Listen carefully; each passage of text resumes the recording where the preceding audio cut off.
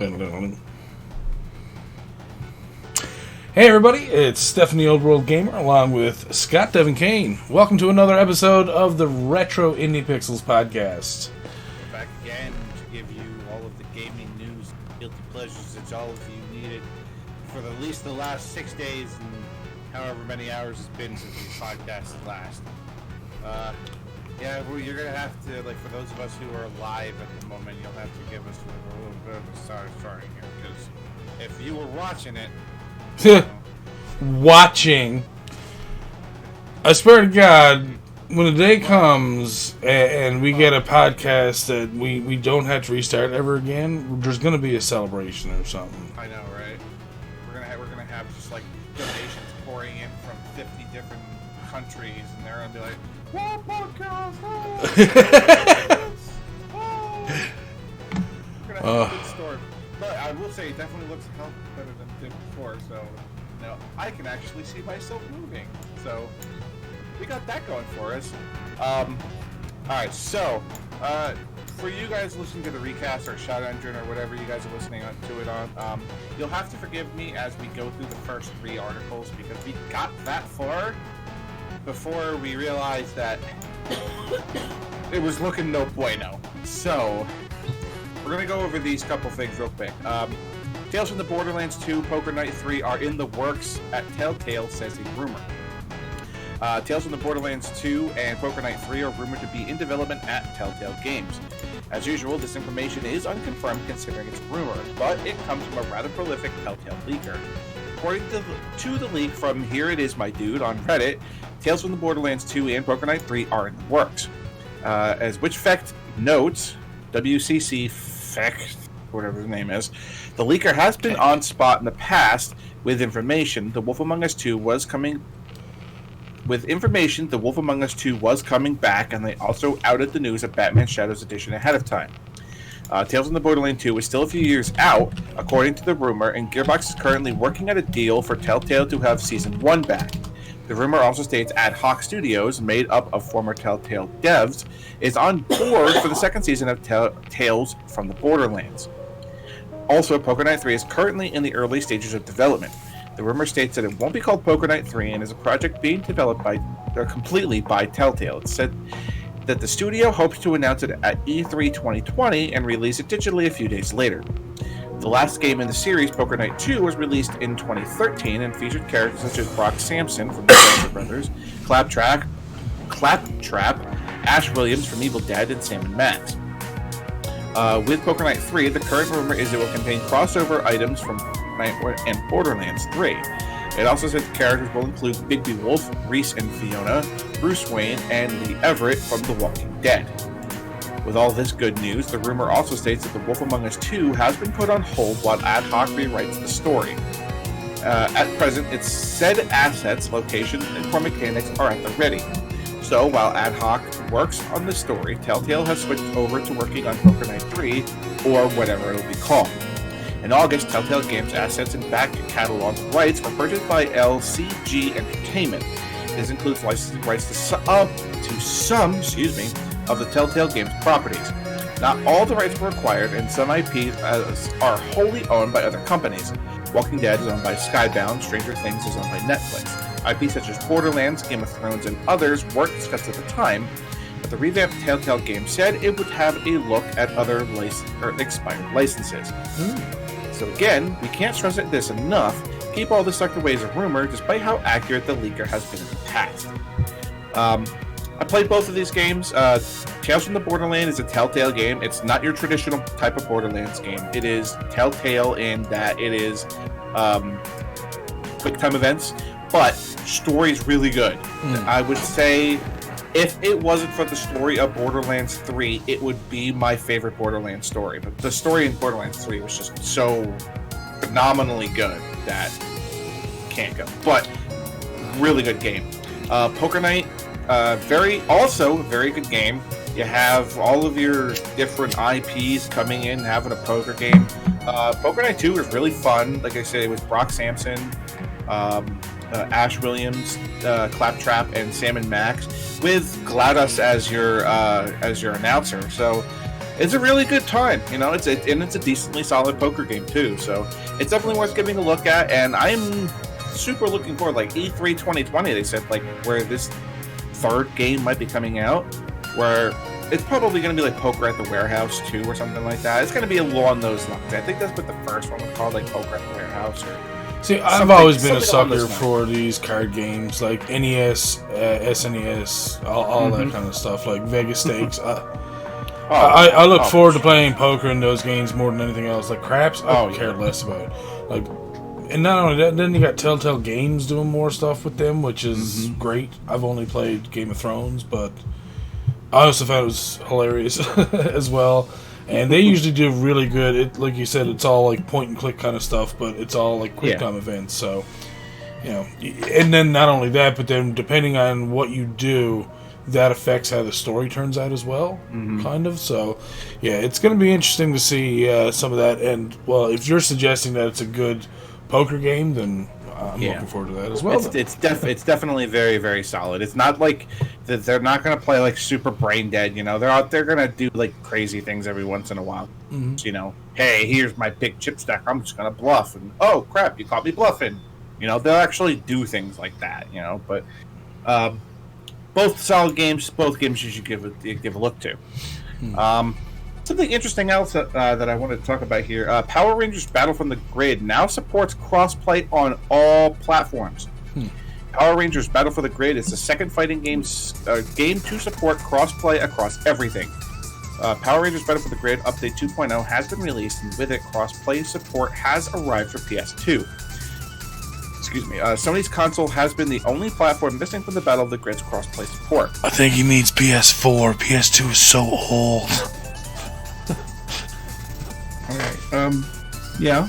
I might have meant PS4. Yes! Gotta get it for PS2! Getting that old school release. I might have meant PS4. The game launched with the feature on Xbox One and Nintendo Switch, with support for PC arriving alongside that version's launch later that year.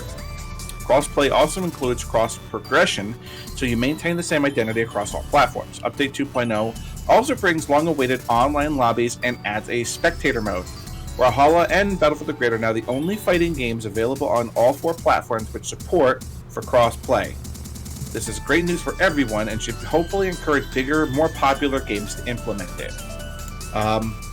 Yeah, this is really where like these sort of games, not only fighting games, but I think games in general, like we should be doing this more often. It should be like this is stuff that should have been implemented before. The example that I made before was like Marvel versus or like Ultimate Marvel versus Capcom 3, where it's like this is a huge game and like a whole crap load of people are playing it. So why was there a PS4 version and an Xbox version? You know, why we the PC version? Don't even talk about that. But this is stuff that we should be at this point. Yeah. As I was saying before as well, is that it doesn't seem like the big three, as we call them more or less, which is, you know, Xbox, Nintendo, PlayStation. The three of them don't really compete as such anymore, really. It's like they have their own thing going, so they're just like, you know, you're doing your thing, we're doing our thing. We'll get to that later. Oh, well, you know what I'm saying. But I mean, like, for the most part, like, they have their own, like, you know, definitive series that, like, defines their, like, you can't play Metroid on another platform other than Nintendo. So it's not like people are going to be like, oh, okay, I want to play Metroid, but because Nintendo owns it, I'm never going to play it again. Like, no. People aren't going to do that. So, I mean, and not only that, what I also mentioned before is what's to stop a developer or, you know, people who own the game from doing it cross-platform without the, you know, the companies knowing. I mean, like, take Rocket League, for example. I know they didn't do this, but if they wanted to, they could have just said, hey, you're playing Uber Awesome 29, and he's definitely on PlayStation just like you, even though he's actually on Xbox. But you don't know that, and he doesn't know that you're not on Xbox. He just assumes you are because, hey, we're not cross-platform. Well, what's to stop them? Do you think Xbox and Microsoft are going to be like, hey, we want to look at your servers and make sure that you're not letting people from other consoles play against people from our console? Like, you know, it's kind of dumb at this point. Like, you know, it should be up to the game owners to decide if it's cross-platform or not the actual companies. Right. Because for honestly, at this point, what's the difference? Exactly. Like, if I'm going to have my Switch and I'm going to buy this game for my Switch, it's because I wanted it for the Switch. So what difference does it make that if I play this game, I play against somebody who decided that they wanted to play it for the PS4? Unless for some reason they were different on the consoles, like, oh, it doesn't run as quickly on Nintendo Switch as it does on Xbox, or, something like that. Then yeah, I can understand that. But if they're basically the same game, they're just on different consoles, then yeah, why not? Yeah. So, especially, for like fighting games, I think the fighting games just being cross-platform at this place.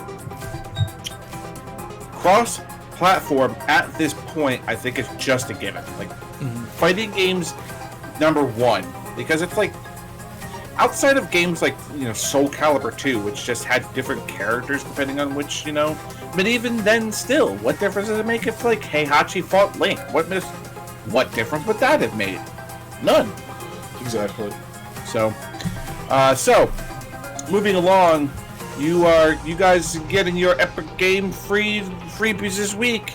We talked about them last week. This week you'll have 2 free games available through Epic Game Store. You will next week as well. Today, we're gonna get there. Today, Carcassonne and Ticket to Ride are your free games through Epic Game Store. I did explain these games last week, so I'm just going to go over Carcassonne is the official adaptation of the board game as a tile placement game. An adaptation of the train board game Ticket to Ride has seen over 70 million games played online. Pandemic was also to be made available free this week, but Epic has pushed it to a later date.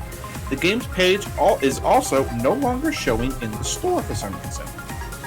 Next week, Kingdom Come Deliverance and Aztez will be free. Will be the free games for the week. Well, I lost for a while. I'm sorry. If you plan on playing Kingdom Come Deliverance, give VG247 Guide once over for a walkthrough and tips surviving the 15th century Bohemia. Aztez is a hybrid beat-em-up and turn-based strategy set in the world of the Aztec Empire. You will use real-time beat-em-up combat events to resolve ongoing conflicts in your expanding empire. So there you go, guys. Your free games this week are Carcassonne and Ticket to Ride. Next week we have Kingdom Come Deliverance and Aztez. So I don't think we should build that temple there, Scott. Oh, okay. Well, let's have a beat 'em up fight right here, right now. But I'm an 80-year-old man. I don't care. This is how we resolve our conflicts. Double the fuck dragon. So. See? We got it in there, Stefan. We figured it out. We got it in there. Anyway, so, double the fuck dragon! Pussy. So, Valve will be sharing more Steam game data over the course of 2020. Valve has a few Steam updates and projects in the works that will see the light of day in 2020. In Valve's regular Steam Year in Review blog post, the company talked a great deal about some of the highlights of 2019 and what it's working on for 2020. Valve said that third parties often use publicly available Steam data to track performance for individual games and gauge the health of Steam as a whole. This data, however, is limited, and since Valve has access to much more of it, it's going to be sharing some of it with the rest of us. The developer is planning a series of blog posts where it's going to share its own analysis of game sales and other metrics on Steam. No specifics about this venture were shared in today's post, so it'll be very interesting to see what they reveal. Elsewhere in the post, Valve revealed that it's looking to expand its Steam Cafe program into schools, libraries, and VR arcades in 2020. Steam Cafe is a special license that allows managers of these places to run Steam games on their machines without having to set up individual accounts and purchase multiple copies of the same game. The ever-useful Steam VR is due for a big update in 2020. Version 2.0, which currently does not have a release target, will introduce customer experience improvements. Likewise, Steam Labs, Valve's experimental store experiences, will continue in 2020. Some of the features that debuted last year will also a wider release in 2020. On the subject of the store, Valve will expand on the tweaks made recently to game soundtracks. Having now been decoupled from games, the developer plans to expand the soundtrack section with more features. The often neglected Steam mobile app is getting some love this year too. Finally, Valve revealed that future Steam sales will incorporate some of the features developed in the 2019 Lunar New Year sale, so expect more mini-games and ways to engage with the sale aside from just spending money. So let's skim over this real quick because we did talk about this too. I think having public available Steam data, having sales data and all that sort of stuff is really good for indie developers, so they can gauge possibly what kind of timing window that they would want to have for a release date for their games. So if they want to look at something along the lines of, oh hey, this specific month doesn't sell well, maybe we should open or release our games before that or after that, or maybe just to say, oh hey, well maybe May is a very not active month for releases, so maybe we should target May as a release window so that maybe we compete with less titles. That's true. That could also be a thing that they could be thinking of as well.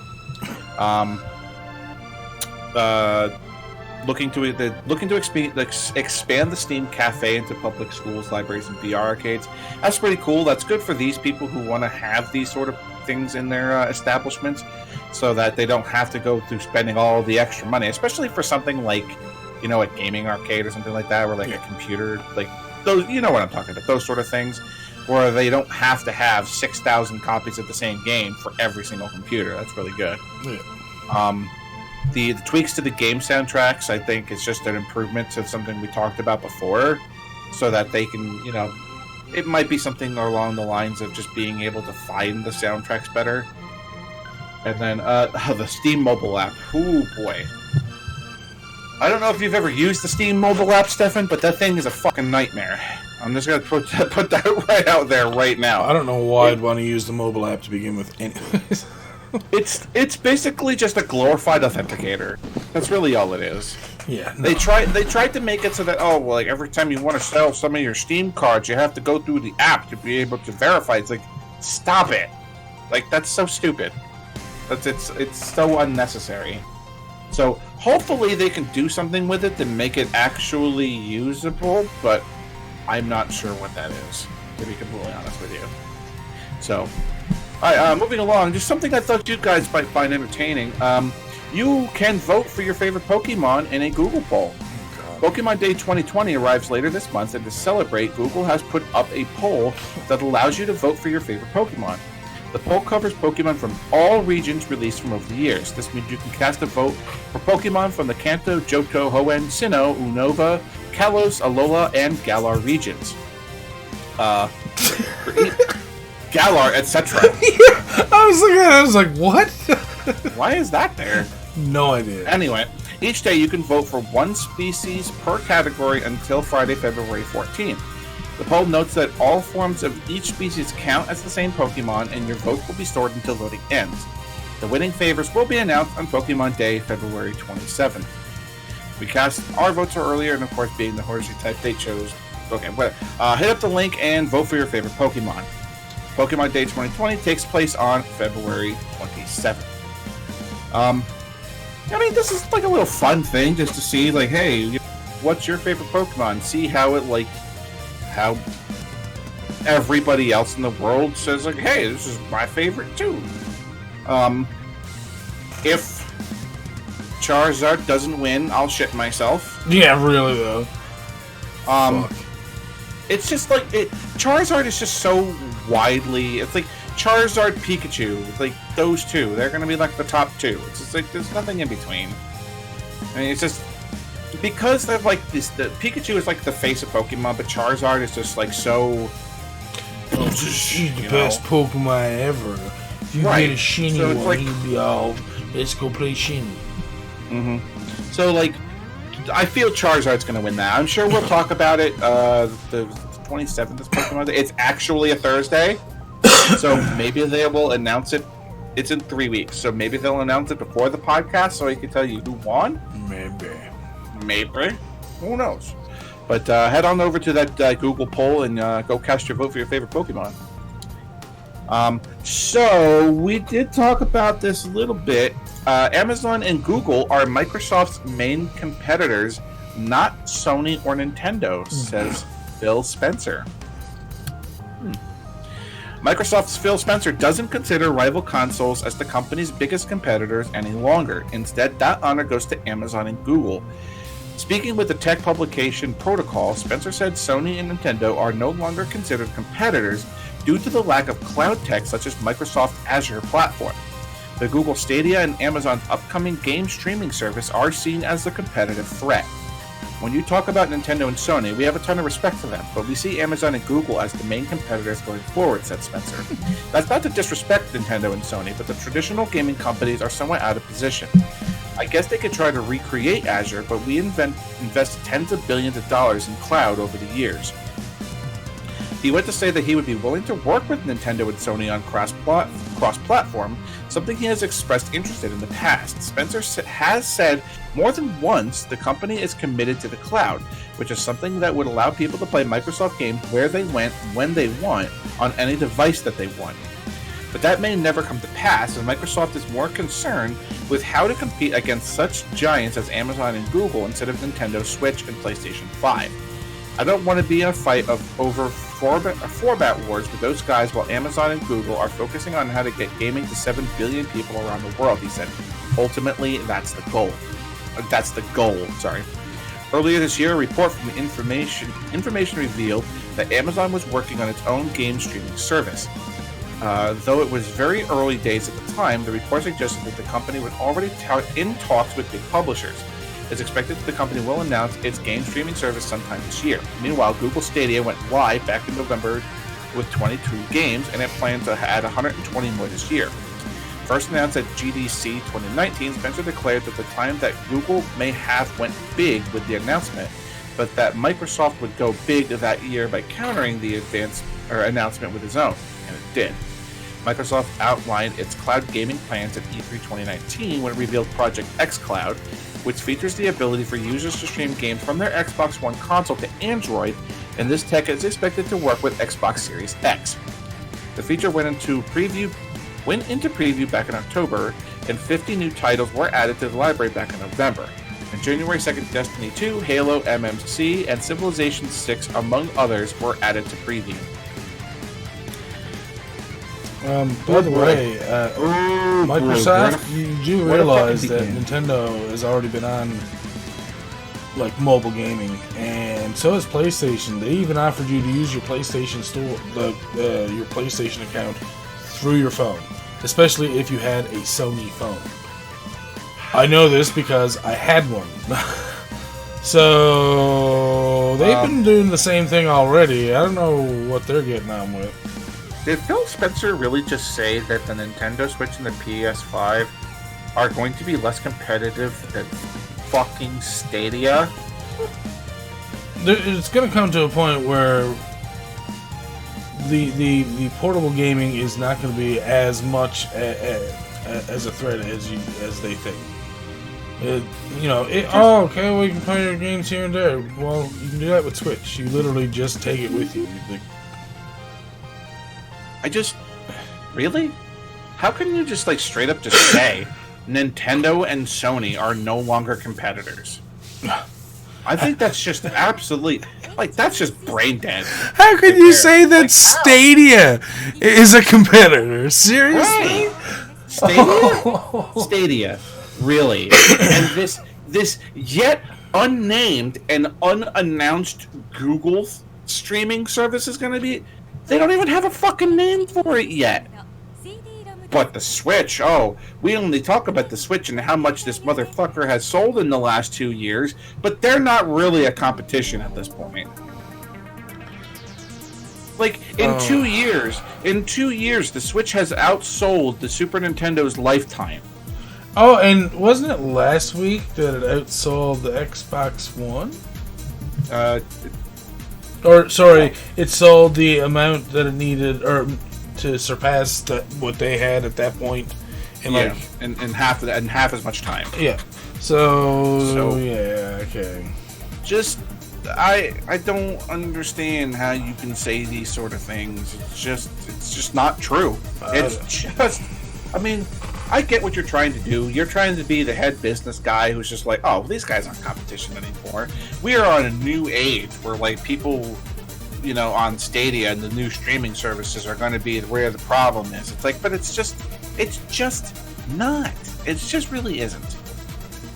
And I don't know about you, but my plans to continue streaming on Twitch aren't going to change anytime soon. No. And the other thing is that if you think about it, you can go and play Destiny 2 and Civ 6 on your Azure. Excuse me. I have Steam that I can play Civ 6 on. Yep. Alright, and I can go to Scott's place and log into my Steam on his computer and play Civ 6 on his computer if I wanted to. Yep. So, not only that, but most of the games that you guys release, guess what platform I can get it on? PC! Do you know what other platforms you can get, like I said before, Metroid, Smash Bros. On? Not PC, Nintendo only. Yeah. Do you know where you can get the new, I'm going to brain fart on some PS4 stuff because I don't know. Final Fantasy. Well, they're not the only ones with Final Fantasy all the time. Well, I guess now they are. Yeah, recently they are. That's true. So I'm trying to think of the one with Drake, Uncharted. Can you play that on PC? No, you can play that on your PlayStation.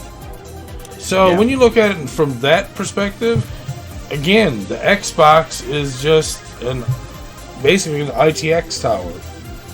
You're basically a computer. Yeah. So, I'm sorry, you guys need to get console-specific, Azure-specific games that you cannot play on just your PC, and then all of a sudden, yes, then your console will matter a little bit more at that point. But yeah, when you're trying to say what you're saying, it just, honestly, it just doesn't feel like it makes sense. Yeah, I don't know. Alright, so just so you guys know, this, I am going to very quickly go over this article because of some of the things that's said in it. But are you going to cover it, Steph? No. I'm just going to leave that. Okay, so then I will actually just go over this. So, the Wonderful 101 Remastered Kickstarter stretch goals revealed as campaign smashes past $1 million. Oh, wait. The Wonderful 101 Kickstarter campaign has already well past its initial goal. As leaked earlier in the day, Platinum Games did in fact launch a crowdfunding campaign on Kickstarter for the Wonderful 101. With a meager $50,000 goal, Platinum wanted to remaster the game for Nintendo Switch, but also had higher stretch goals for PC at $250,000, PS4 at $500,000. Both of these were Both of these were achieved in hours. And the campaign has broken past the $1 million goal, which adds a time attack. At $1.5 million, Platinum promises to create a 2D side-scrolling adventure, Lucas' first mission, starring a young hero. The stretch goals collection of the page does appear to have room for more to be added. Considering the campaign's pace so far, this is very unlikely. Very likely. Jeez, I don't know where I'm thinking. This is very likely. I am sorry. At the time of the writing, which was Tuesday, the campaign has amassed over $1 million from 15,460 backers with 31 days to go. 31 days to go. Now, I'm going to do a little bit of quick math here. I'm going to hit up this here calculator, and to say that for $1 million pledged, over 15,460 backers, that is an average of just under $65 a pledge. That is average. Can you imagine? $65 on average per person. That's crazy, dude. That's insane. That's insane. And to think, they have, as of Tuesday, so they now have 29 days left. They have 29 days left. Like, holy shit. Like, I feel like you're going to look at how far they are now. Oh my god, dude. They're almost at 2 million Canadian. And it just went up again. Okay. Wonderful.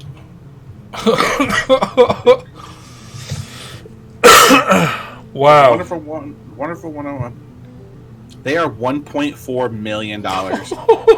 They gained their Kickstarter grabbed another $400,000 in 2 days. Oh boy. All right. 400,000. They said it was like roughly over 15,000. It shows how many people are doing that. It's like 21,000. So 22. Let's say 7,000. Let's say like just highball it with 7,000. Of those people, that was an average of $57 per person. Jesus. So on average, people are donating roughly $60 a person. Yeah.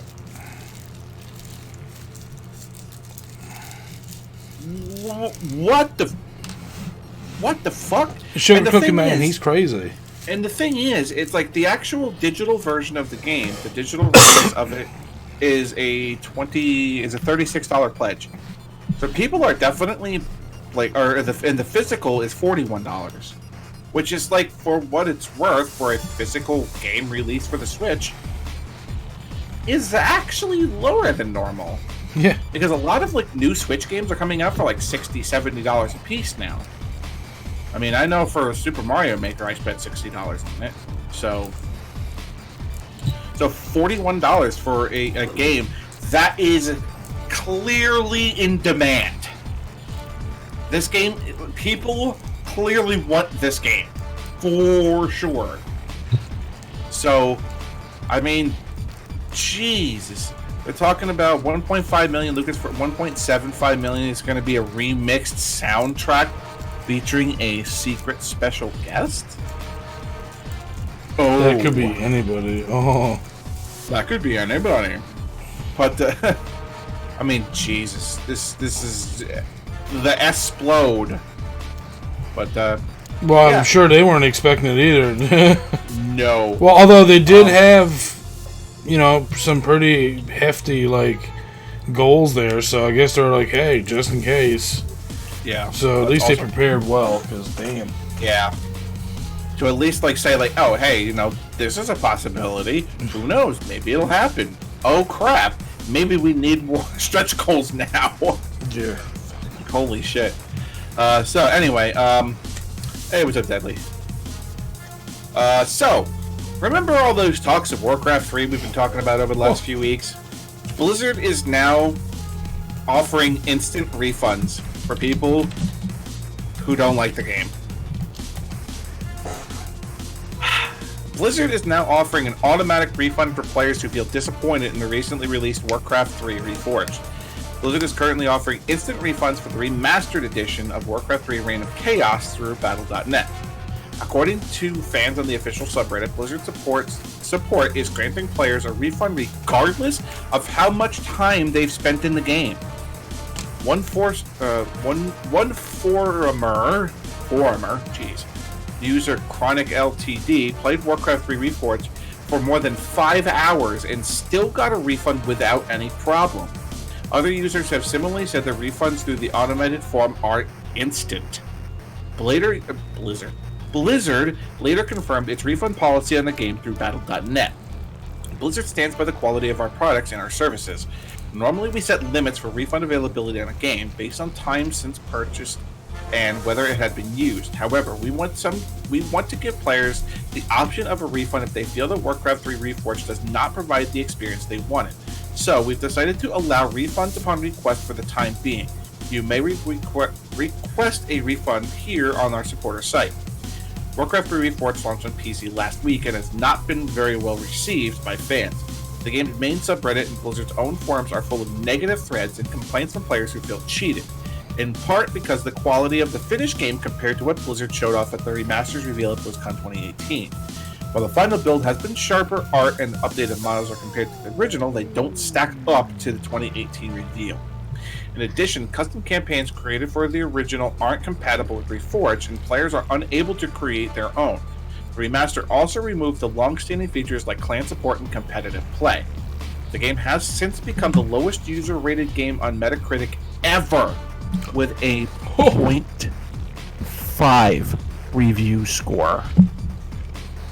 0.5.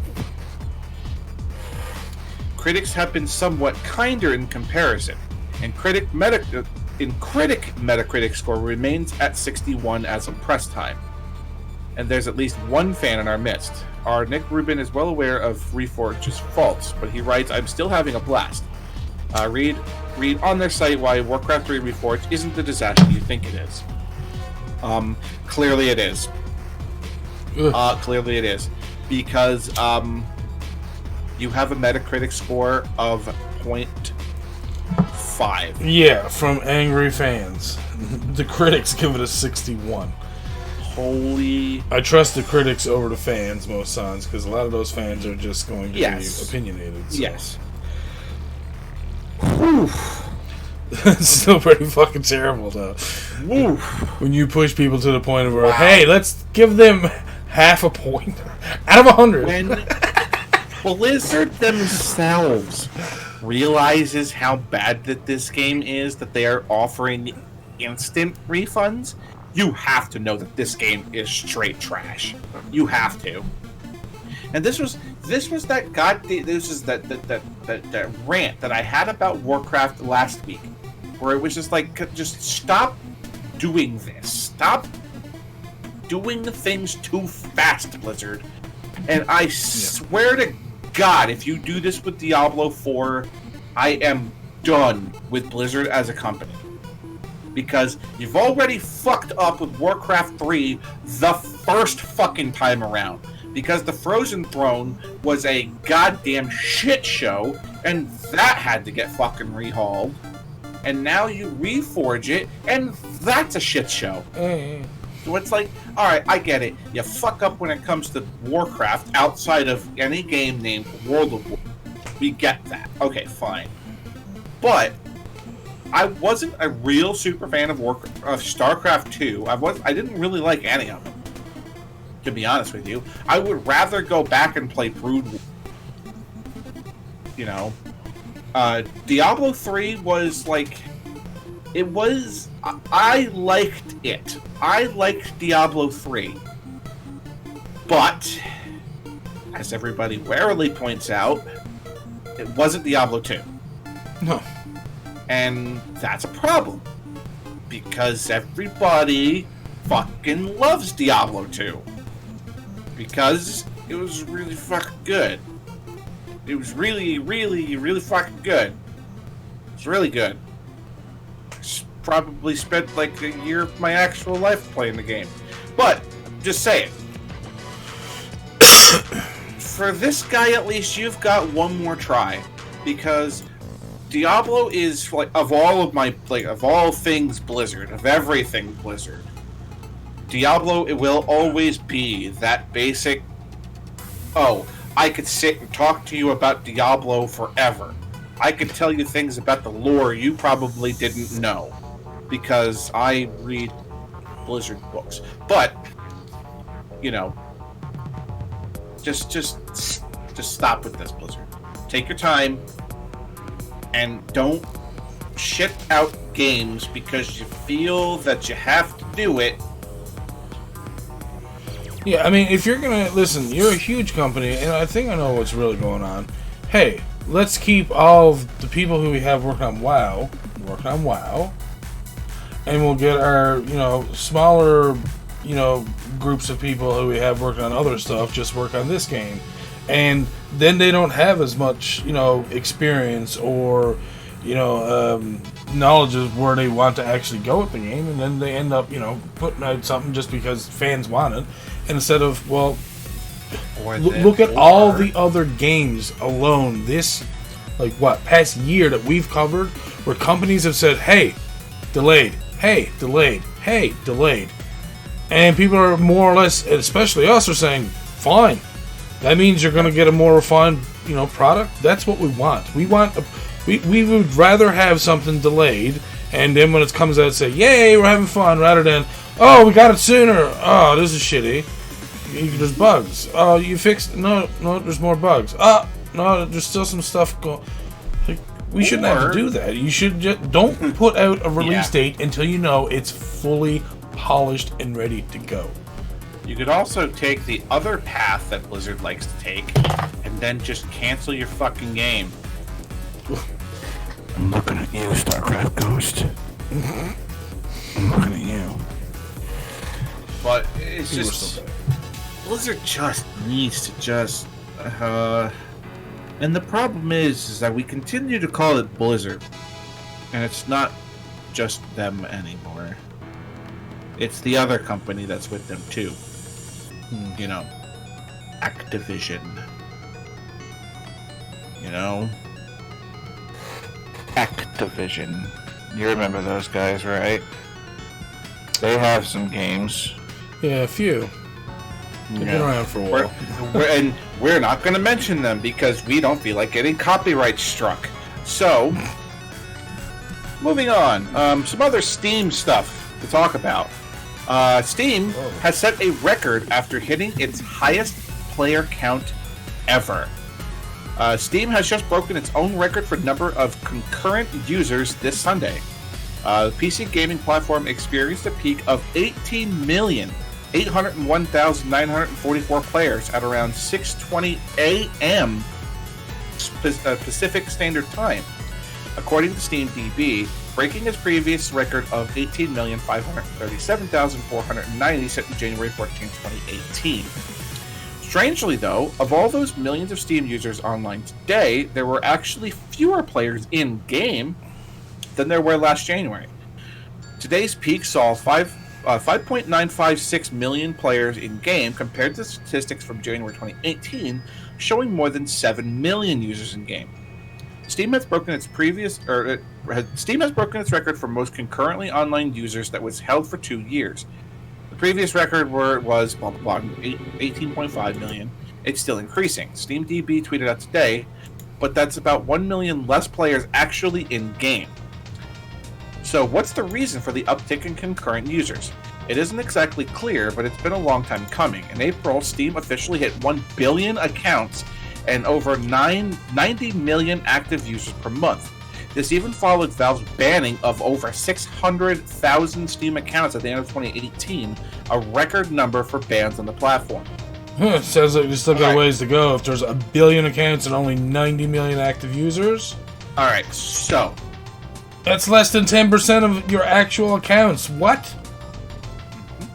So, here's the thing. I know where this comes from. So, you go onto your computer, you play a game. Cool, that was fun. I'm gonna go to bed. And you leave your computer on. Guess what else stays on too? So, this peak of 18.8 million happened around 6:20 a.m. Pacific Standard Time, which on the other side of the coast, for me, that's 9:20 in the morning. So, we're talking about a whole bunch of people who used Steam the previous day and went to bed and left Steam on. That's why there were only, out of 18.8 million people online, that's why only 6 million of them are playing games. Because 2/3 of the rest of the country were in bed. Mm-hmm. Just saying. But, I mean, it's cool to say that there were actually that many people online, but I don't really feel that this is something that's like, give us a record when, like, half of the people that are actually online are playing a game. You know, when you get to 19 million people, if like 9.5 million players are actually playing, then you can talk about it. But not when only 33% of the player base who are actually online are playing anything. And who knows, out of all of those people, even of that, like, of that, what was it, 5.9 million? How many of them were just idling? Yeah, exactly. So it's like, excuse me, those people could have been idling or playing games that required you to idle, like cookie clickers or those sort of games. You know, I know there are some people who still enjoy those sort of things. So that's just, take this record with a little grain of salt, because I feel like you need to have more people actually playing to make it more impressive. You know what I'm saying? And especially since there's 1 billion accounts, like less than 20% of your people were actually doing anything. I'm just saying. All right, so here's some information for you, Steph, because I know that you're interested in this. Only 1 island per console is allowed on Animal Crossing's New Horizon. I'm fine with that. He's okay with that.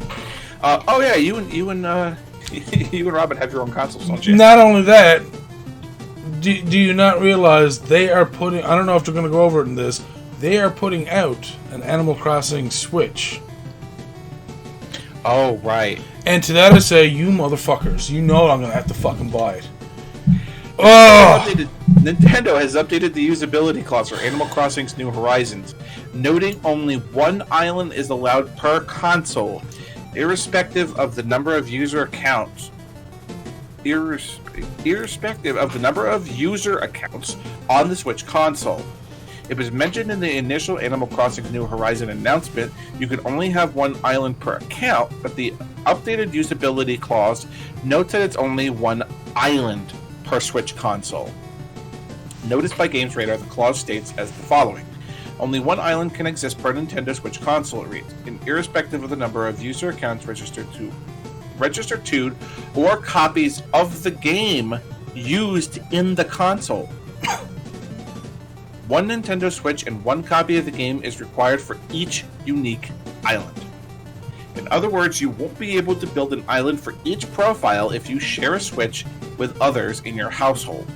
Animal Crossing New Horizons comes to Switch on March 20th and allows up to 4 players locally and up to 8 players online. So, I don't, this is really weird though, because why would you limit, like let's just say, like, alright, so I have 1 Switch in my household. Mm-hmm. So what if like 3 people in my household all decide to buy the game? They're not allowed to use my Switch for their game? Nope. I don't. Why? I'm not sure, but it gave me ideas for things, thankfully. Okay. But well, I was saying before that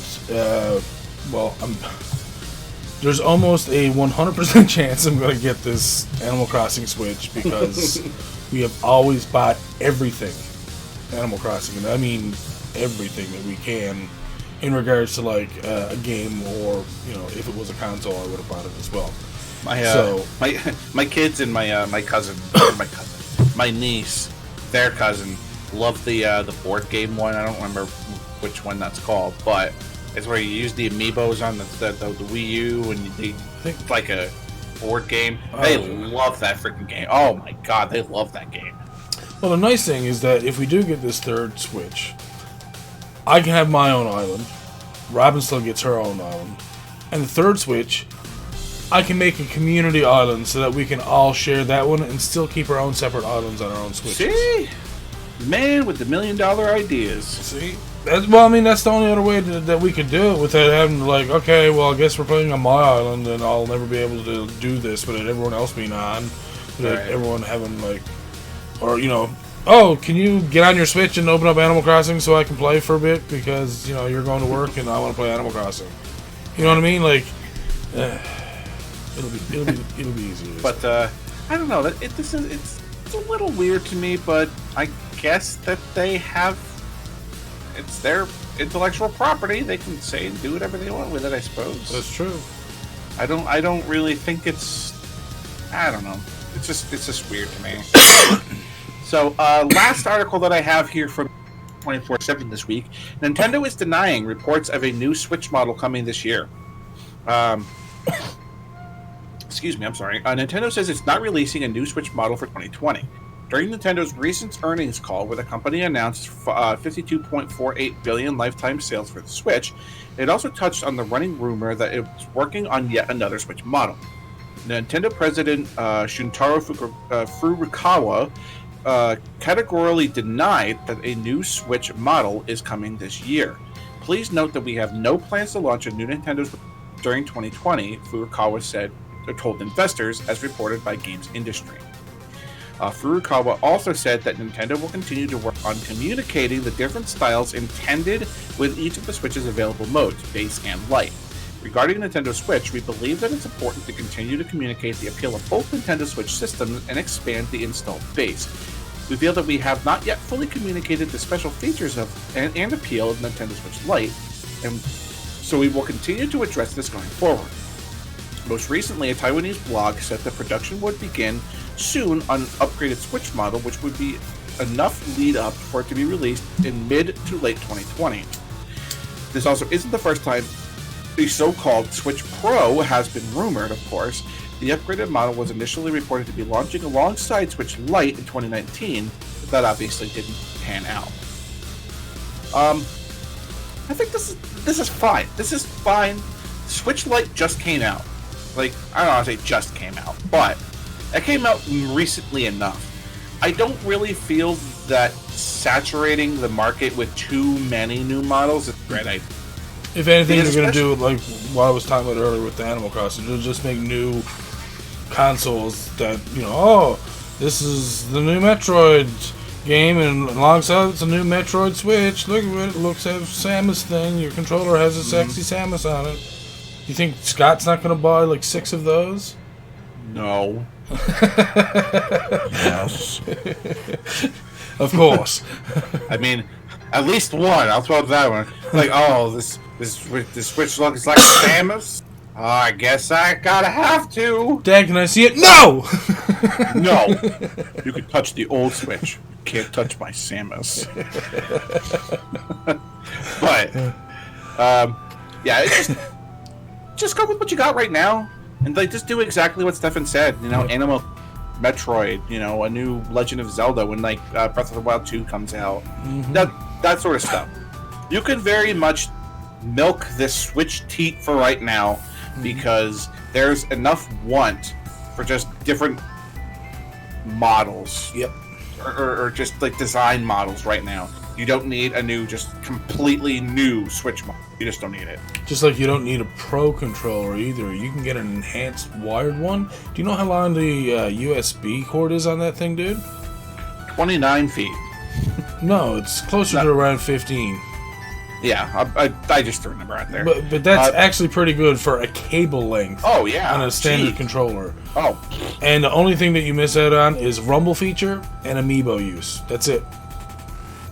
So, and you pay about half price. So, just threw that out for people. All right, so then rest of my articles are going to be coming to you from Sonic 2 and Puyo Puyo 2 are coming to the Switch. If you want more classics on the Switch, you got it. No franchise is safe from the Switch eShop, which from the newer generation ports no one thought would be possible, Witcher 3, to just about every retro game ever made. If Disney could muster up a way to re-release their absolutely incredible NES lineups, headlined by Chip and Dale Rescue Rangers, Don't Sleep on Adventures in Magic Kingdom, they would. If one company is up for re-releasing absolutely every game that it's ever made, it's Sega. Announced today, Sonic the Hedgehog 2 and Puyo Puyo 2, look at this pair of 2s over here, will arrive on the Switch on February 20th. Each game will go up for only $7.99, and the former will have a few new features coming along for the ride.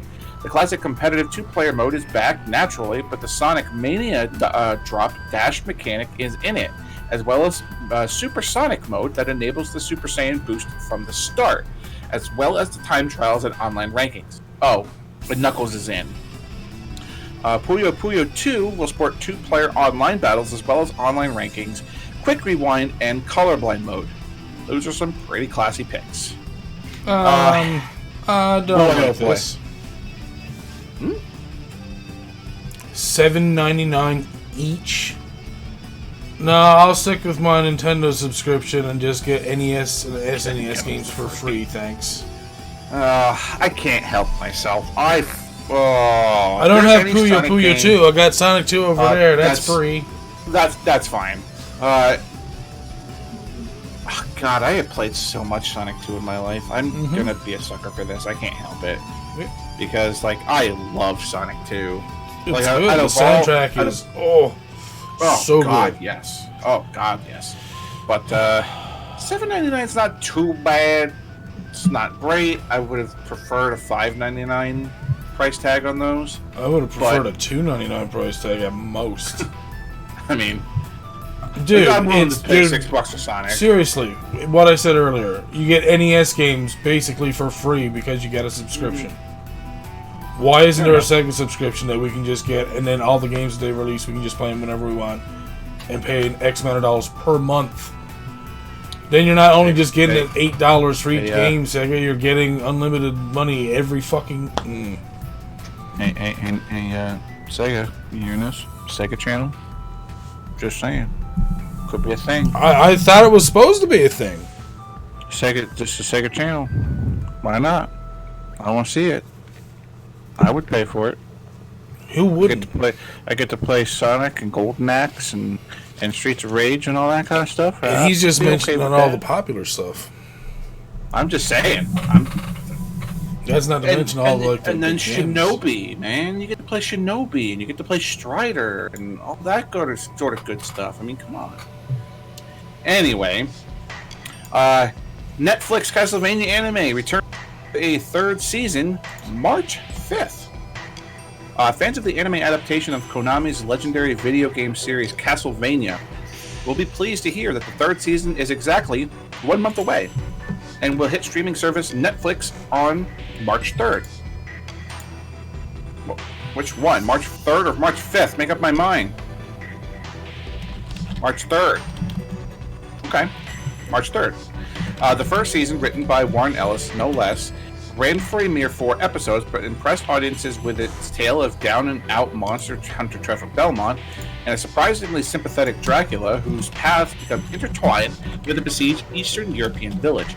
The success of the first season led to a larger 8-episode run in 2018, which expanded the cast to feature the popular characters from the Castlevania universe. The third season has been bolstered further and will feature 10 episodes.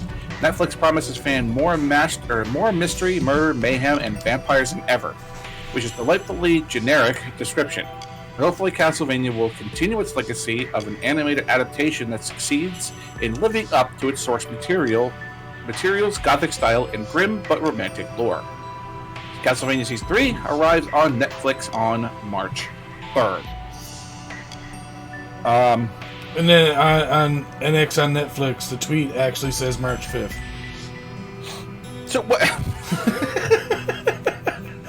And they say in the title that it's March 5th, but then they go on to say March 3rd in both places. Right? It's so this cover art looks so dope. Like, oh my god. Like, Trevor looks really... High. Trevor looks so... Yeah. What makes Windu? I mean, Trevor looks stoned as shit. I don't know what's going on with Sypha. Alucard looks as feminine as always. I don't know who that is to the left. I'm guessing that's Grant in the middle there. Okay. So I'm about to admit something, and I really hope people don't judge me for this.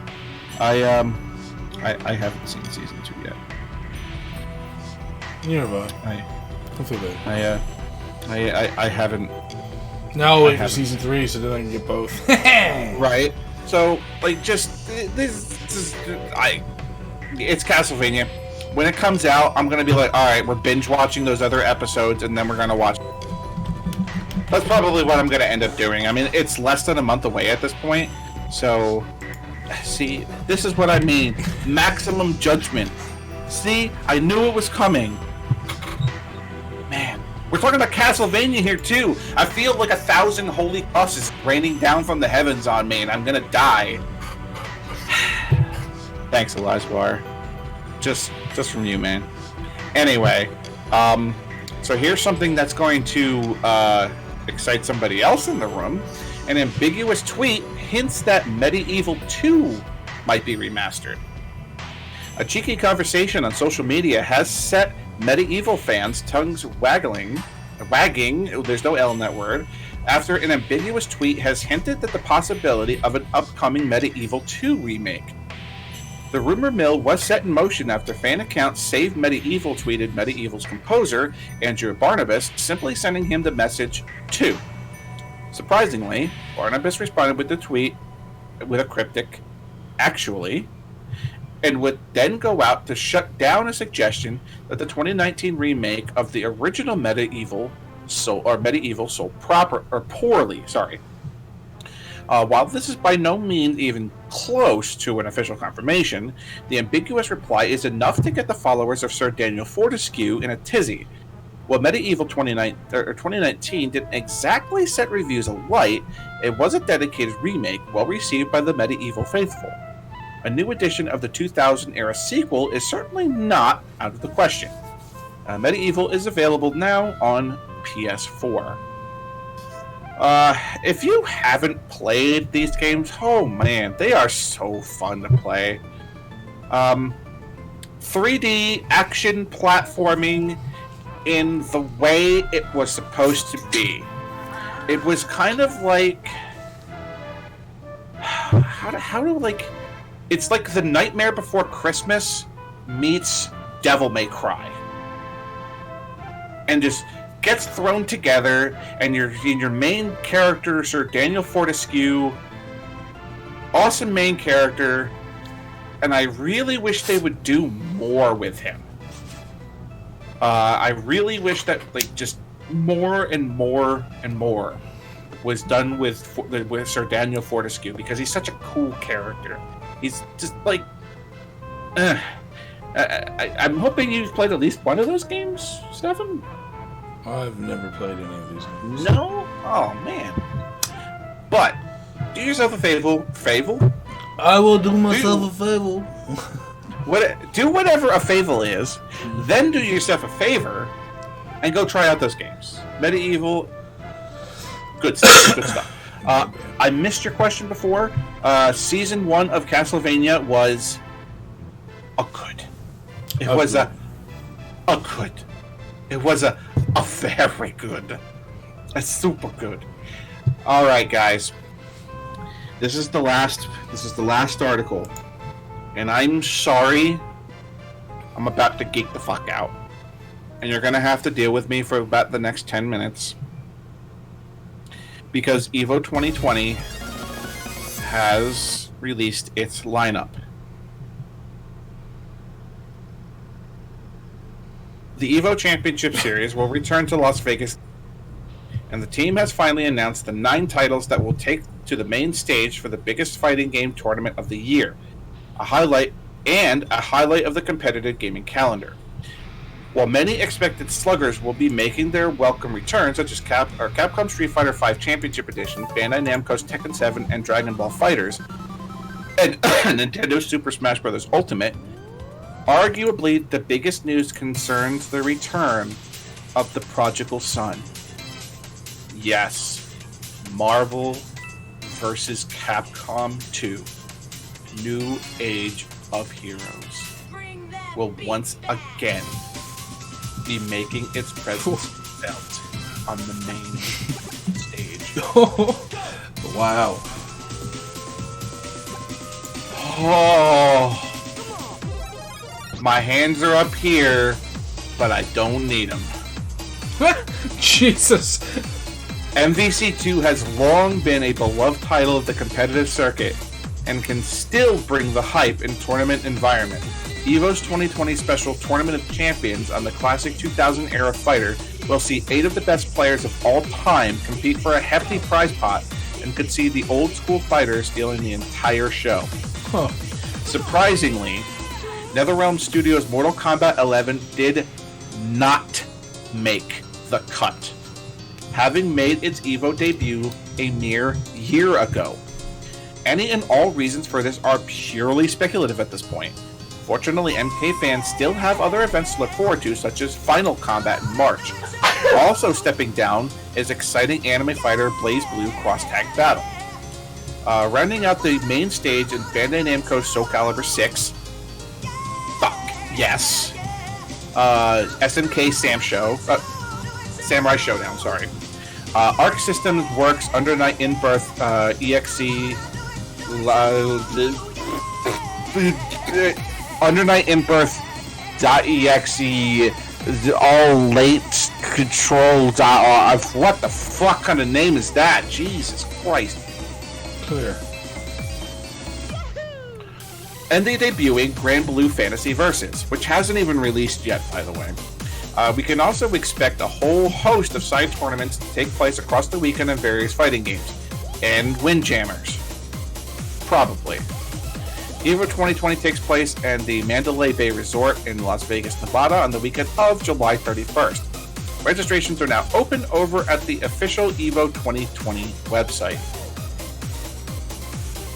So, did you guys ever want to go watch a stream and watch the phrase "When's Marvel" show up 16 million fucking times? Because that's what EVO's going to be on Twitch this year. It's going to be 1,000 billion trillion people just typing in "When's Marvel? When's Marvel? When's Marvel? When's Marvel?" That's all that these people are going to care about. Marvel? There were four invites to the Tournament of Champions, and there are lots of which they have not put qualifiers up or anything like that. But yikes, Sanford and Justin Wong, and I will be damned if I can remember who the feck the fourth person that was invited for the Marvel. God damn it! I really should know this, but it's a past EVO Marvel champion, and I will brain fart on who the hell else is the fourth invite. But there are still 4 invites for Marvel vs. Capcom 2, which have not been given out yet, which means qualifier. Which means we're gonna see more Marvel this year, baby. We get to see more Marvel. It's the 20th anniversary of Marvel vs. Capcom 2. It's been 20 years, hon, since that game came out. It's been 20 years. Oh my god. But Under Night in Birth, the new one, Smash Ultimate, Dragon Ball FighterZ, Tekken 7, Street Fighter V Champion Edition, Soul Calibur 6, Grand Blue Fantasy Versus, and Sam Show. Really good lineup. Really, really super solid lineup. Not having Mortal Kombat in EVO in some way, shape, or form is really weird. And there had to have been some reason for it. Because not having Mortal Kombat in EVO just doesn't feel right. And then we're gonna randomly throw in Grand Blue Fantasy Versus instead of Blaze Blue? What? Did we just not get the okay to have Ruby characters in EVO? Is that what that's about? I think it's still a pretty good lineup all the same. Soul Calibur. It does really look like if you haven't seen Grand Blue Fantasy Versus, it looks pretty damn solid. It looks really, really, really good. Under Night in Birth is probably what's gonna be taking over for Guilty Gear at this point, because I don't want to say it's the same game because it's not. It's definitely not the same game. But in the speed and action of the game, Under Night in Birth is definitely a good replacement for Guilty Gear if they want to move away from Smash Ultimate. Obviously, I mean, come on, it's Smash. Dragon Ball FighterZ is arguably one of the best fighting games out right now, in my opinion, outside of maybe Tekken 7. But obviously that game's gonna be in EVO. I think people would just straight up ban EVO if Tekken 7 wasn't in it. Street Fighter obviously is always going to be there. Soul Calibur 6 gets to see its way back again. I'm really excited for that. And then Grand Blue Fantasy and the Sam Show. Sam Show was really exciting to watch last year. If you didn't get to see, some of the Samurai Showdown stuff, probably Haomaru is going to be available for that. I think Haomaru is Haomaru was in Soul Calibur 6. I'm sorry. Maybe I'm getting my characters backwards. Maybe I'm forgetting all that stuff. But who gives a shit? Who gives a crap about the other 8 freaking games? Marvel 2 is back for EVO. This is going to be the biggest EVO in probably 10 years. Probably. I'm just going to throw that out there. I think we are going to, and when August comes around and we do the podcast talking about like the attendance and the Twitch attendance of EVO this year, I think that there's going to be just record-breaking numbers, especially when Marvel vs. Capcom 2 is being played. It's just... especially since this is like a tournament of champions and it's going to literally just be the best of the best. It's going to be, Sanford Kelly against Justin Wong. I mean, go YouTube some of their battles. If you want to see some of like the best fighting game footage ever created, like watch Sanford play against Justin Wong. Like, best stuff. I'm done talking about this now. Clicking off of it so I don't talk about it anymore. I'm done. Like, you guys don't want to sit here and listen to me talk about Marvel for the next 20 minutes, do you? Doubtful. So, go. I am done. I am good. I'm now going to turn the podcast over to my co-host, Stephen the Old World Gamer. And I don't mean to disappoint anybody, but I actually don't have anything this week. It's been super busy, like amazingly busy at my house over the last week. You should see my room. My room is destroyed. There's like, they're doing remodeling and there's drywall. There's like a black backdrop behind them, and it's like, I mean, yeah, so remodeled. But it is that time of the podcast, which should be your favorite portion of the podcast. It's definitely mine. It should be everybody's favorite portion of the podcast. It is the brand new. It is the fresh looking. It is the best of Steam. Oh, baby. Get out of here. Yeah. There we go. Oh, wait, it went to the wrong one again. You son of a bitch.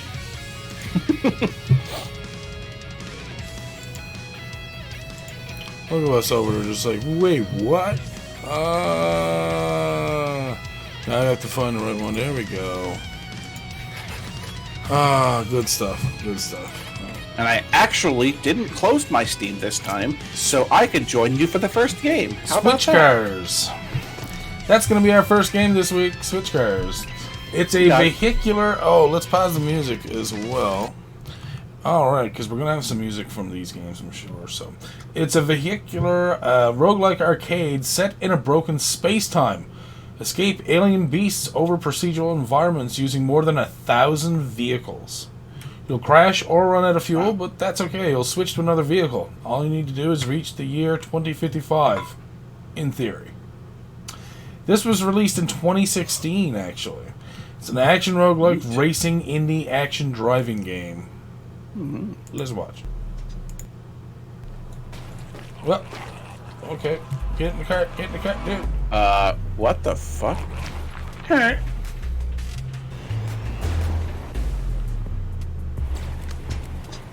Holy shit. Whoa, what the Yeah, see what I'm saying? Like, it's pretty cool when you think about it. Like, don't want to be on the grass in your boat.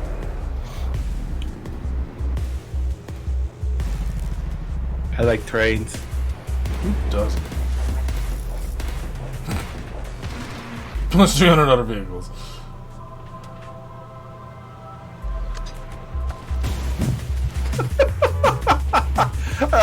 I like the fact that you just, like, when you crash a vehicle, just like your body just flops and like...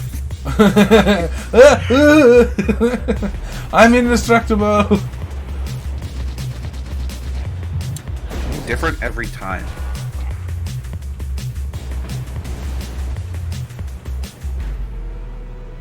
Jesus.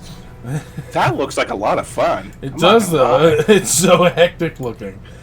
Yeah, that looks like fun. Indeed. All right. Wish list that. No, it's a wish list. This game is actually $10 right now, so $8.99 for you guys. Mm-hmm. There we go. All right, we're gonna move on to our next one. Feudal Alloy. This game came out about a year ago, a little over a year ago. Feudal Alloy is an epic action adventure with fish-controlled medieval robots. Explore an unusual medieval world with a fish-controlled robot, Atu. Improve your combat techniques and skills by smashing many kinds of mechanical creatures in a beautiful hand-drawn world. This is indie action RPG adventure Metroidvania. Let's have a watch. And the hand-drawn stuff is really nice. Just like it's a It actually has good gameplay, dude. Look. Yeah, it looks like it. And I love this part. The That customization is... Wow. Love that. Oh, look at that map. Right? Holy shit. That's what I'm saying, dude. Like, this is actually... And look, the boss fights are actually, like, decent. Oh, there's a secret. See, this is... I'm loving every bit of this. For Metroidvania, like, you said Metroidvania hand-drawn. Like, God, no. And then this, like... Man, this looks fun as shit. And it's strange because you're playing as a fish and a robot. Yeah. But that's fine. I'm sure we'll find out why. Yeah. I'm definitely down for Feudal Alloy. Hell yeah. Wish listen, it's $19.49 right now. $16.99, a little bit more than I'd normally pay for a game of the caliber, but there's always sales. It also has mostly positive reviews as well, so that's all. Yes, it does. Our next game is Ravva and the Cyclops Curse. This also came out a little over a year ago. It is an indie action adventure platform retro game. Unleash your summoning powers to defeat the Cyclops Lord.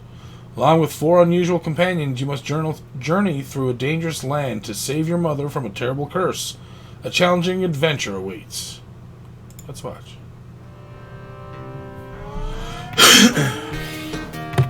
Graphics are awesome, by the way.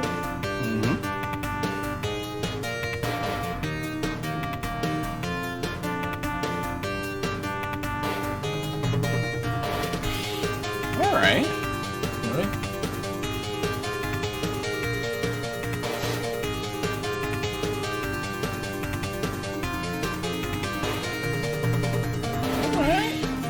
It's very NES. Yes, it is. And that is not a bad thing. No, not at all.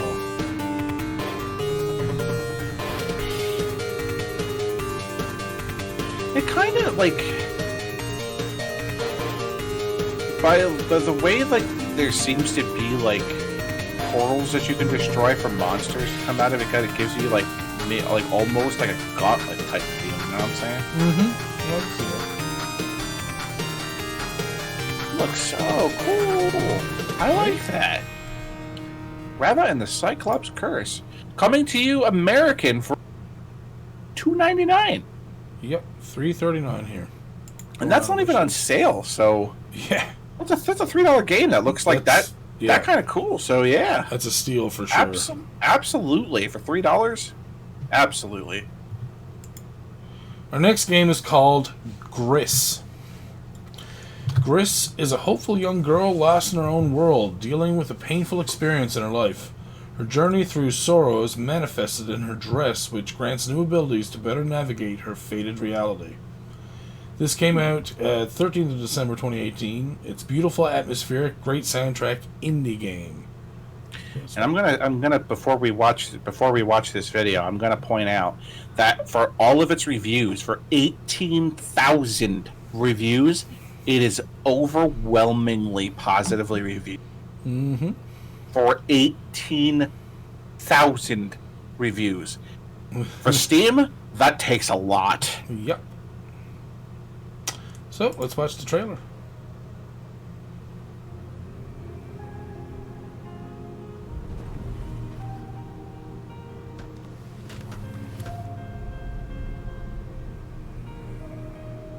Oh, Devolver Digital. Okay. Mm.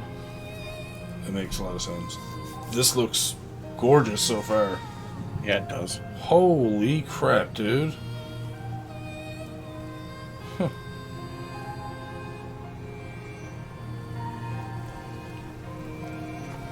God damn. This looks fantastic, man.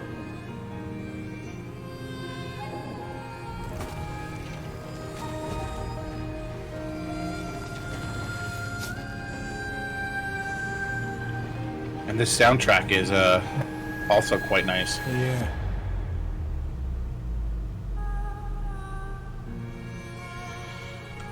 Whoa. Well then. That's also going on my wish list. Yep. Yeah.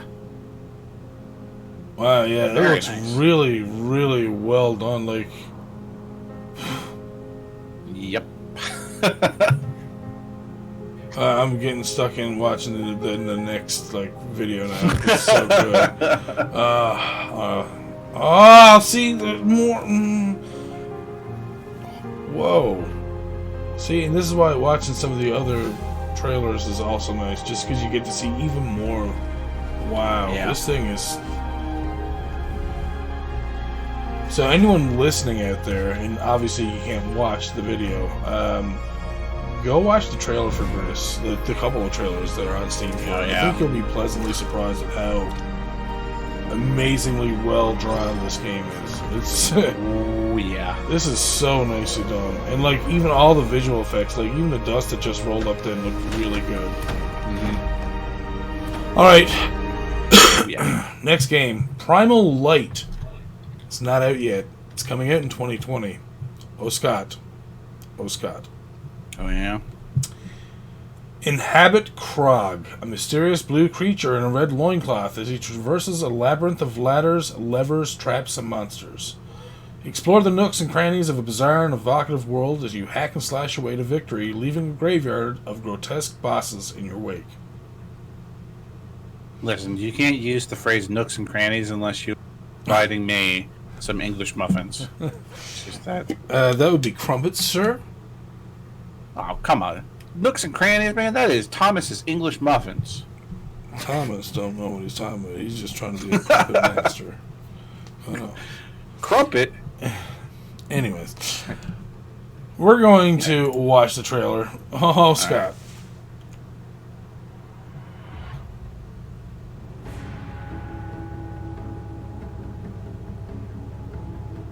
All right. Whoa.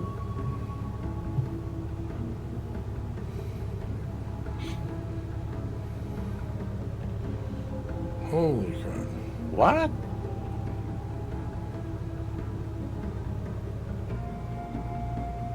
Holy shit. Yeah, dude. The backgrounds are fucking amazing, too. Yeah, they are. Oh, Holy crap. I got a boss fight here. Oh. Yeah, this is some crazy platforming, too.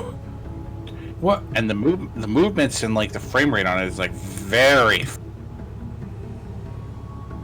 Oh, I fought that boss before on Rogue Legacy. I was just about to say. That was Kidder.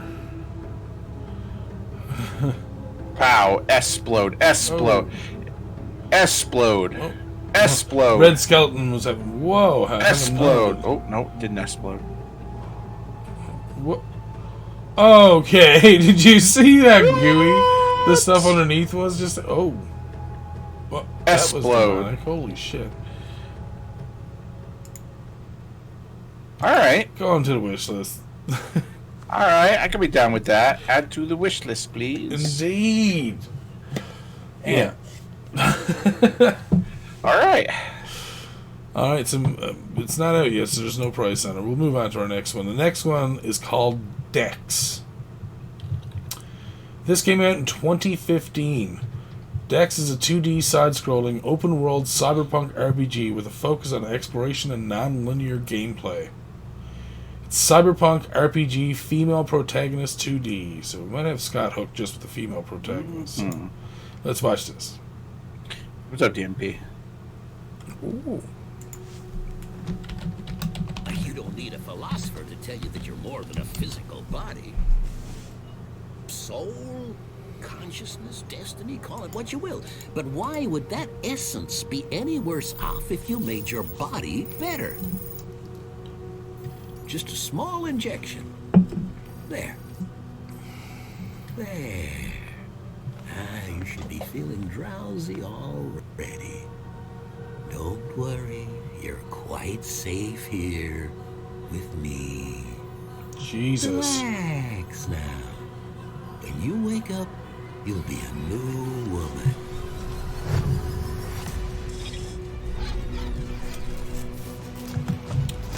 Her brain should fry out her ears just for being there. Who is she, Decker? Humanity is not ready for this leap. Not technologically, not socially, not psychologically. You said you had to see it with your own eyes or you wouldn't believe it. Sounds serious, like I said. You need to trust me, Decker. My only concern is her life. He says it's time for you to learn the truth. Seems you know stuff about you, about the complex. There's so much about this game that's cool. Alright. Transcendence? Shoot 'em up parts are kind of crazy Let's too. go mad.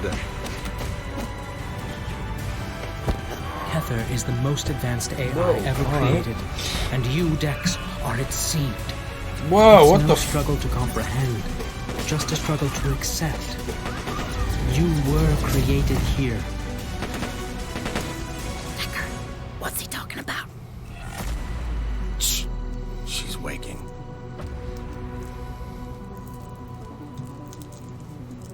Okay. That is deep as shit. Mm-hmm. Alright. There is a demo for it, but it is $21.99. $19.99 for us American. If you are interested in that, it's $19.99 American. You can actually pick it up and the soundtrack for only an extra $1.25. It looks like. So, I mean, damn. All right, our next game is called External Visions. An artistic Metroidvania with a classic NES-era gameplay, taking the player through the life of an average man escaping his depression in a partly imaginary world he created around him. Fight more than 60 enemy types and 5 bosses, uncover more than 160 areas, and unlock all powers and items. This came out in 2017. This is free-to-play, indie Metroidvania platformer. So we might see Scott playing this real soon if it's free to play and Metroidvania. And it looks like it should be pretty good if it's on Best of Steam. Alright.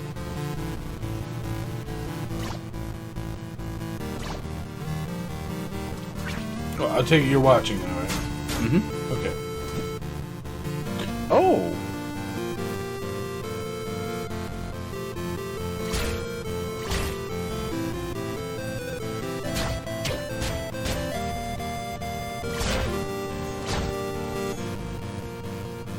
Whoa.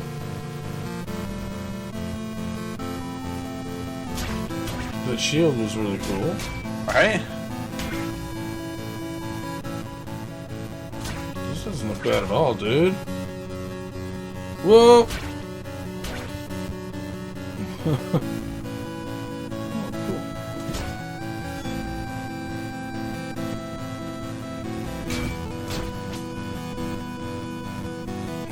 Double jump, it looks like. Oh, a motorcycle!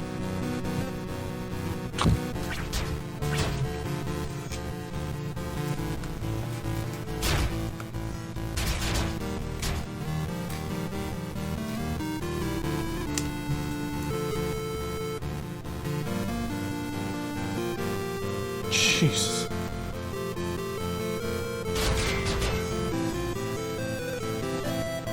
What the shit?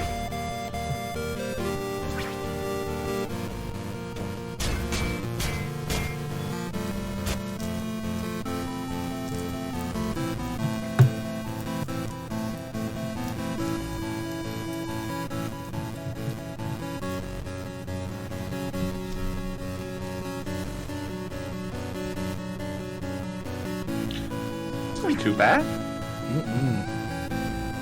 5 challenging boss fights, Jesus.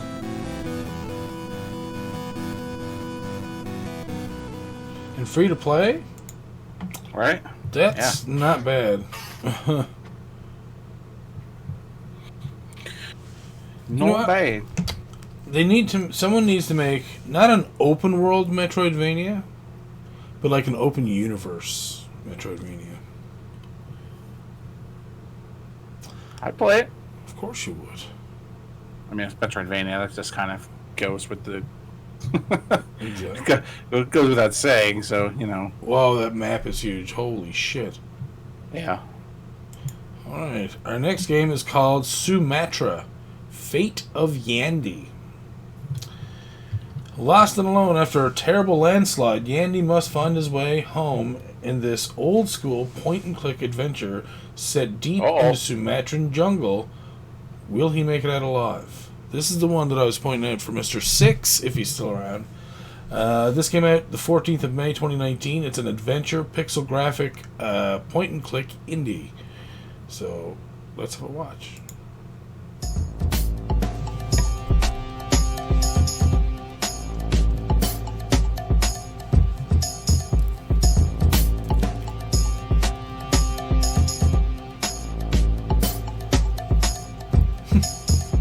Oh shit.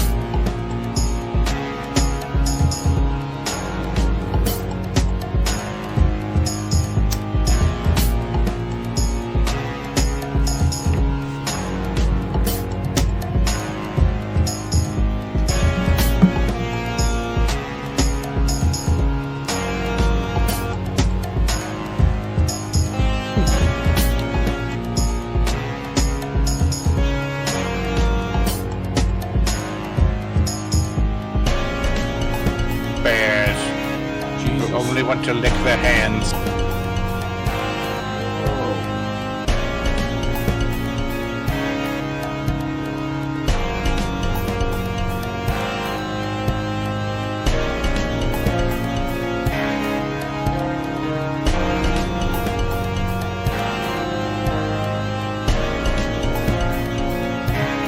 Now's my only chance. Jump!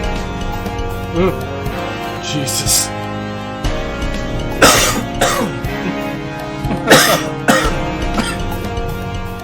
Going to dark route right away. Yeah, it's very point and clicky. Let's look like all those point and clicky games, which I'm terrible at, and Steve is not. Indeed. All right. Our next game is called Starbase. It is not released yet. It is a hybrid voxel vertex-based space MMO. I know. I don't usually look at MMOs. Give it a chance. With a fully destructible and infinitely expanding universe with a focus on building and designing spaceships and stations, exploration, resource gathering, crafting, trading, and combat. Okay. Let's watch the trailer.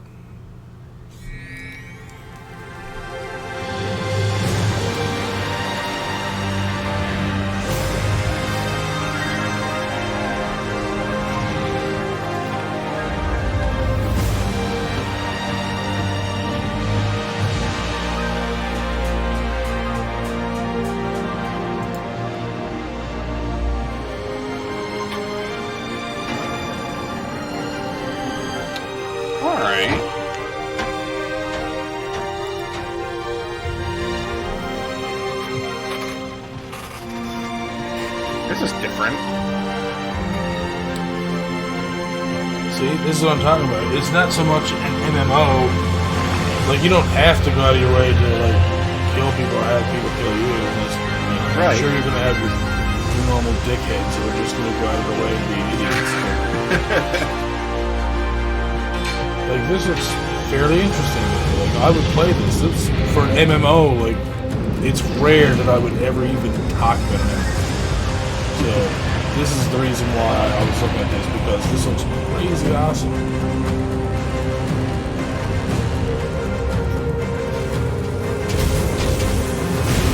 That makes sense. think this is also a game that a lot of us here would probably enjoy playing. Yeah, I mean, if I'm interested in this. Yep. This is not my thing. This is pretty cool. Yeah. Do whatever you want. You want to do FPS kind of stuff? That's fine. You want to go, like, shoot them up? Whoa! He just went to the ceiling? Yeah! Jesus. Yeah, see, this looks fun, dude. What? And then you have to worry about a fucking random spaceship? No. Shooting guys in 1v1 first person shooting, and all of a sudden it's like, oh, here's a spaceship. Zap. Yeah, see, I'd be all about... I don't even care so much about the combat as much as, like, the building, exploration, and stuff like that. Like, oh my god. Just coming home with a big-ass crystal like that. What happened?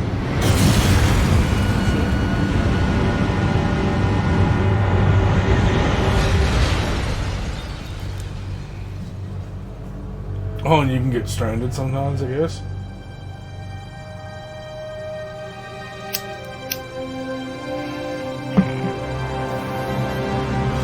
If you're all robots, that's pretty cool. Oh.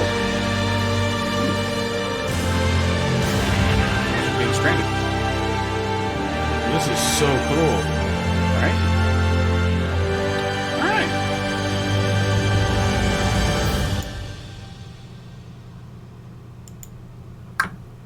Nice. Wish list. So how many of you want to play this right now?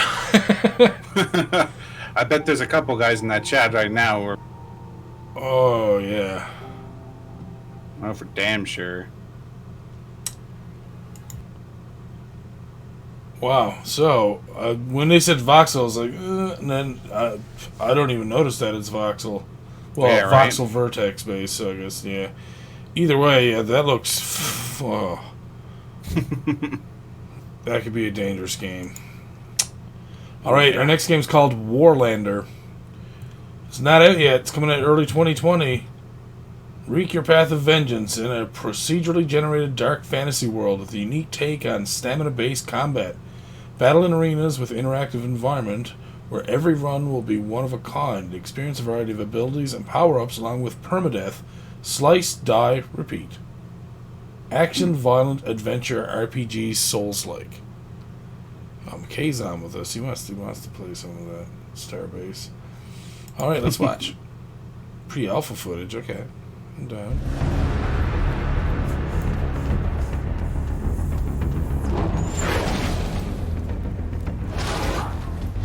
Whoa. Jesus. Yeah, that's one way of doing things. Chop him in half. Oh, shit. So basically, he's a Jedi. Okay, cool. That's what it looks like, yeah. What? Oh, wow. That's definitely one of those. Holy crap. What? What? That was a... That was a corpse giant.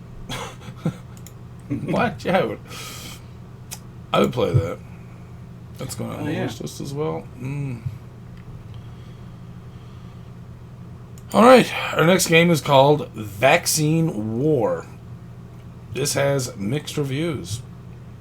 21st of March 2016 is when it came out.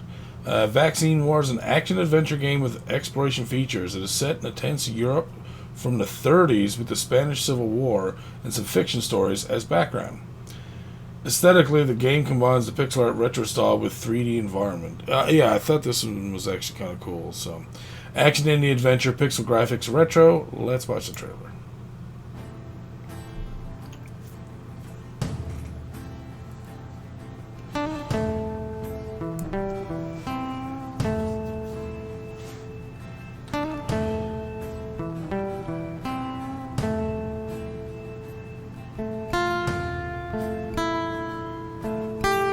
Talking about with the 3D thing. You got that like Friday the 13th thing where you can go up and back. Different trails to get different parts of the map.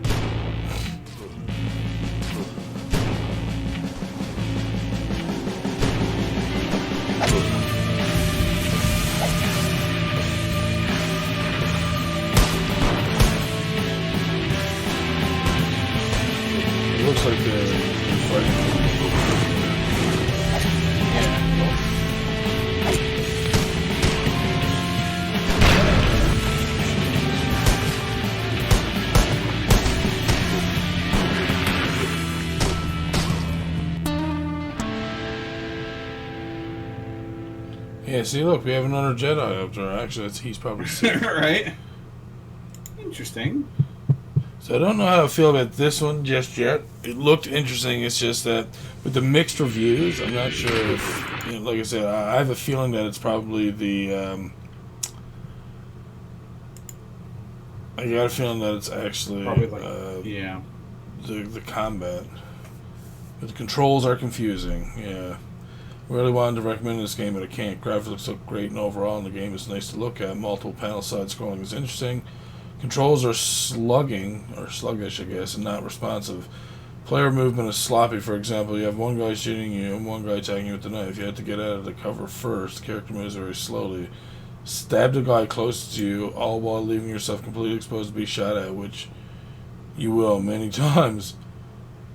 Most of the sound design is great, except for the footsteps. They're way louder than they need to be and very repetitive. The story's hard to follow and leaves you guessing where the hell you're supposed to go next. Oof.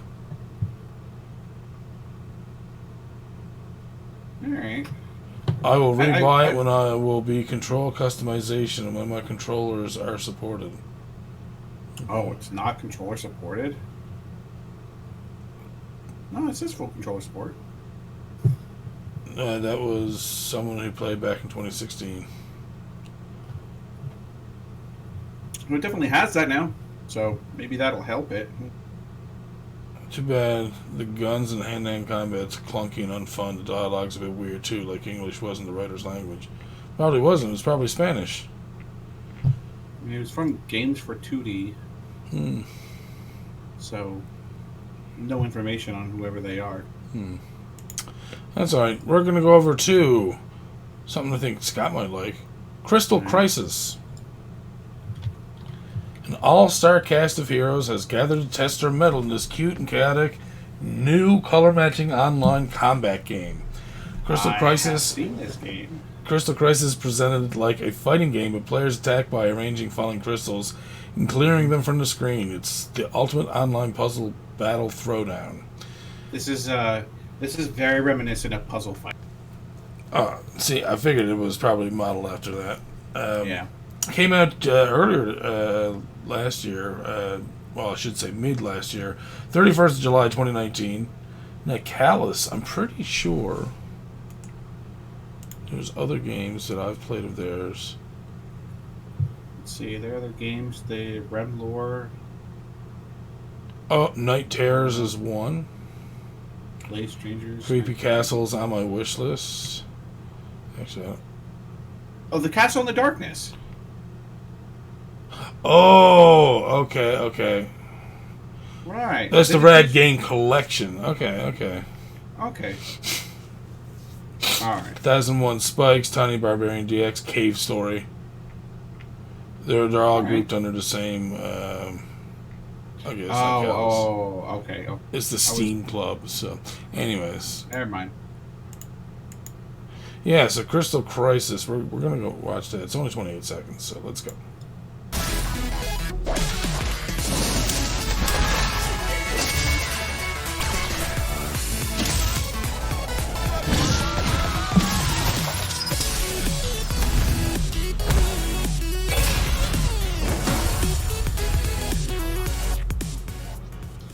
Yeah, see, that looks interesting. I figured it was something that you would like for sure.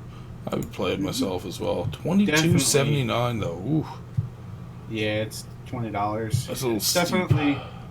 Yeah, for a puzzle game, it's tough. All right. There's a lot of memorable, a lot of known characters. Our next game is called Draco Knight. This game is coming out the 12th of May, 2021. So we got a while to wait. Fight the forces of evil as a knight of the Order Draco. Draco Knight is an action platformer that utilizes twin-stick controls to provide easy-to-learn but hard-to-master gameplay. Prepare yourself for a fast-paced, action-packed, and exciting combat experience, all whilst exploring a fantasy world filled with horrifying... Action-adventure indie Metroidvania 2D. Okay. Let's watch. Team Hand. Red hand with the savage old helmet.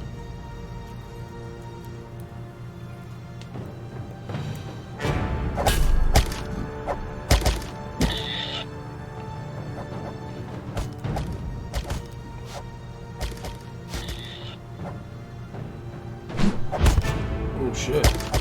Yeah, this is like Driven Out almost. Oh, but then there's platforming stuff. I don't know if Driven Out had anything like that. To be honest with you, so. I was terrible at it.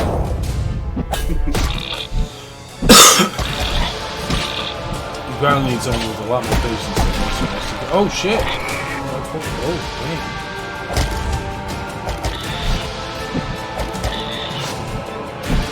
It looks very rigid. That's the only thing. Again, it's not coming into 2021, so they have lots of time to fix it. Like when the dude with the ball and chain swings his ball and chain, it looks pretty flowing. But like the other movements, it's like it's very. Yeah. Like you need to make it more realistic and flow. Oh shit! I would also say that I feel that the character is too big. Like too big for the screen. Yeah, I see what you mean. Yeah. Like for Metroidvanias and so that like character models are usually lots, and I don't know how I feel about it. So, but there's also like another year and months before this game releases, so those things might change. I would say that's definitely like my top peeve of the game is that the character. How large characters, yeah. Yeah. All right, so I'm gonna still add it to my wish list. I think in like a year and a couple months' time, they have more than enough time to fix a couple of small things that we were mentioned there. So we only have 2 more games left. Our next one is called Traps and Gemstones. This came out in 2015. Adventure, indie, casual action, Metroidvania. Metroidvania style platform adventure. Voted Game of the Year by GameZebo. Okay. Okay. It's $5.69. Let's see. Donuts Games.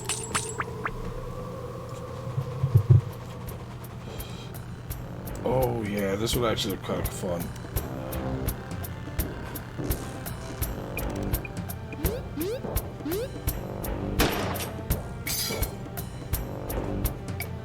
Ah, okay.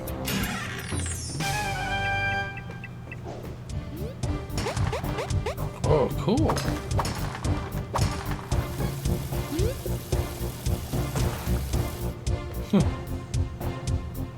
This is like La Mulana for beginners. Yeah. It could be a little faster. I mean, again, I know it's from 2015, but... Yes. That is absolutely the criticism I was going to give it. It feels like it's way... But again, this would be a great game to use to get younger people into playing this type of game. Because it wouldn't be like over challenging for them. It's like, okay, you should be able to, find your way through what you're doing here, and like, as it slowly progresses to get hard, and they learn different things along the way, and then they might be able to segue into something like La Mulana. Right.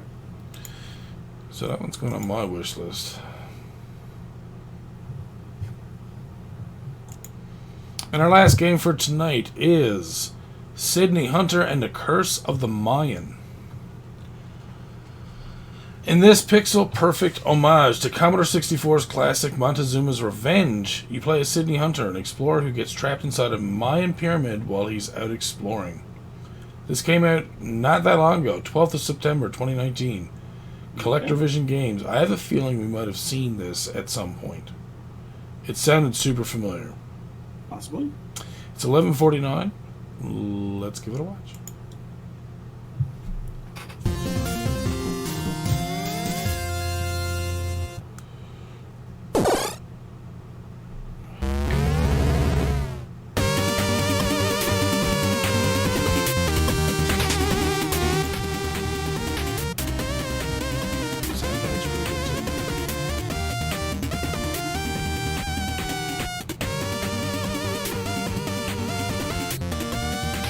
This looks awesome.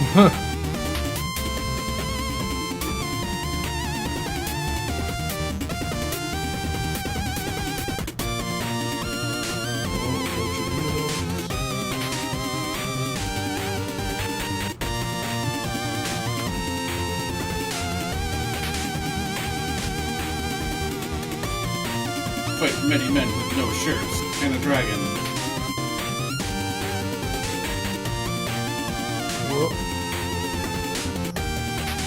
This is awesome.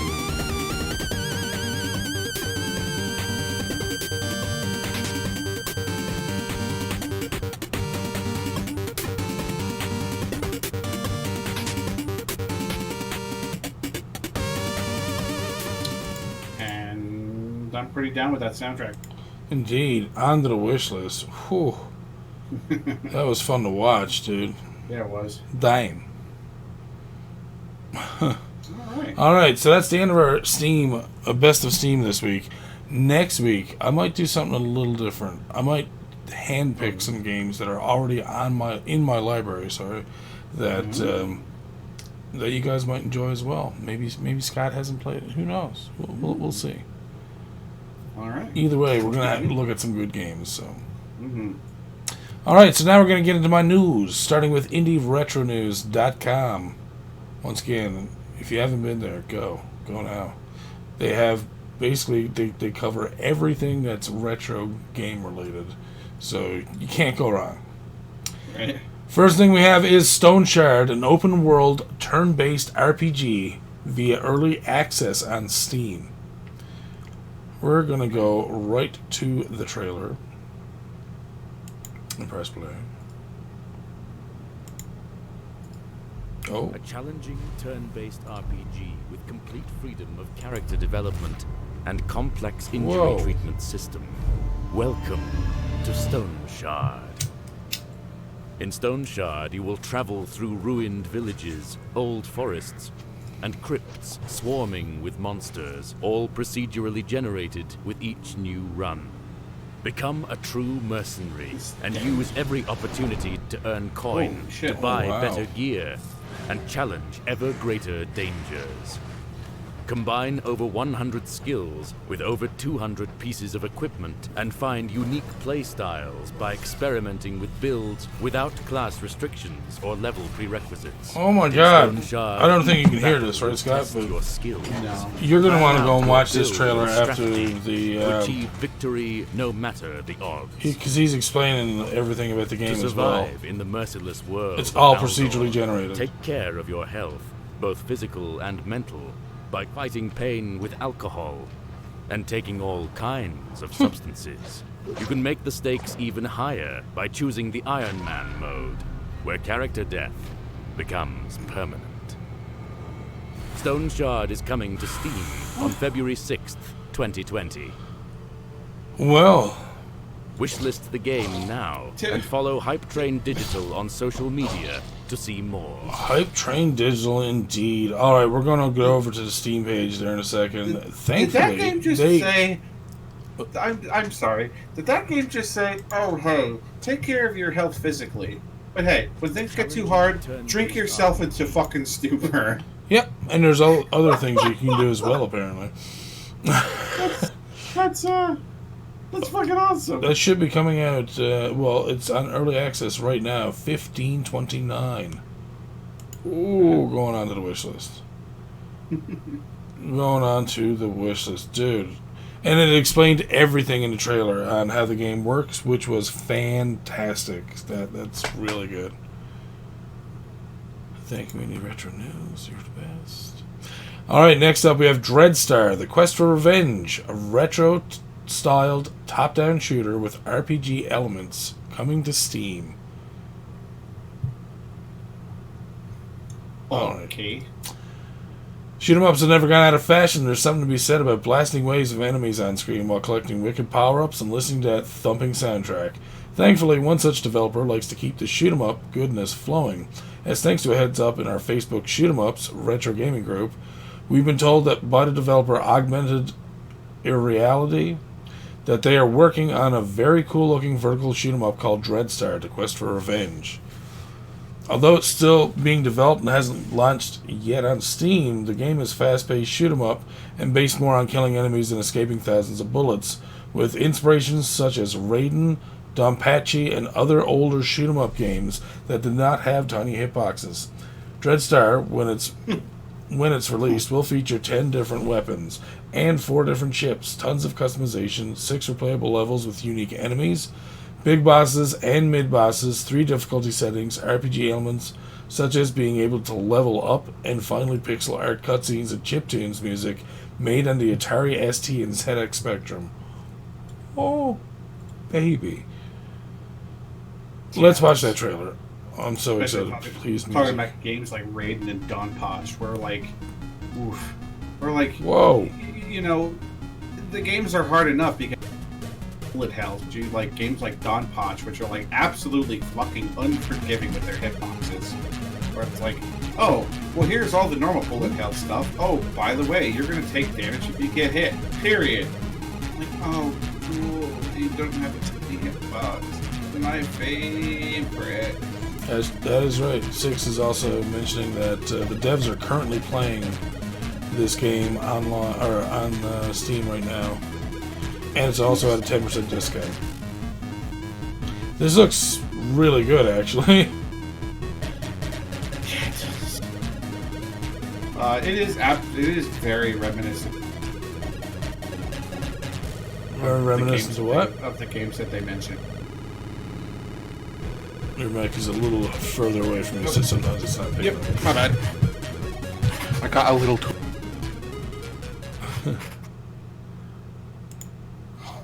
Yeah, this definitely reminds me of all those games, that's for sure. Steam, add to wish list. And again, it's rare for me to wish list a shoot-'em-up game. I'd play this. The RPG element alone makes me want to touch myself, so...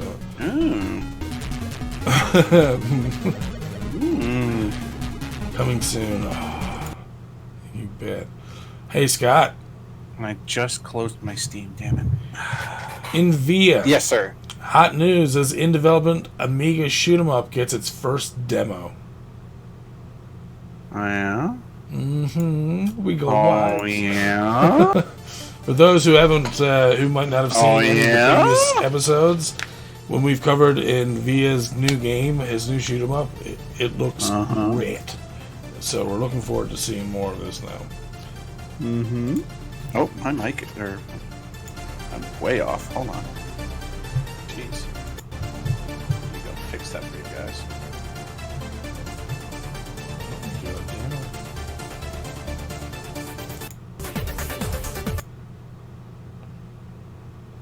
Get ready. All right. Get ready.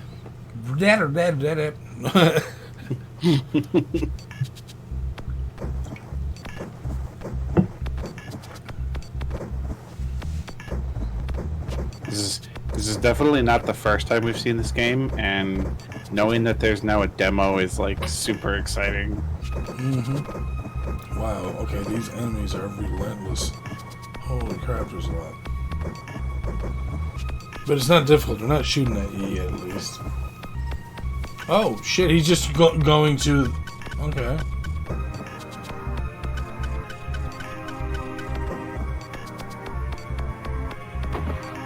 Oh, shit. Yeah, got scrubbed.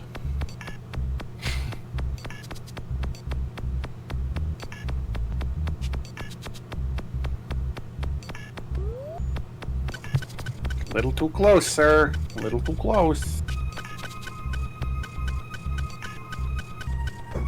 On the power-ups. Oh, shit. Look at that guy bending over to shoot at you.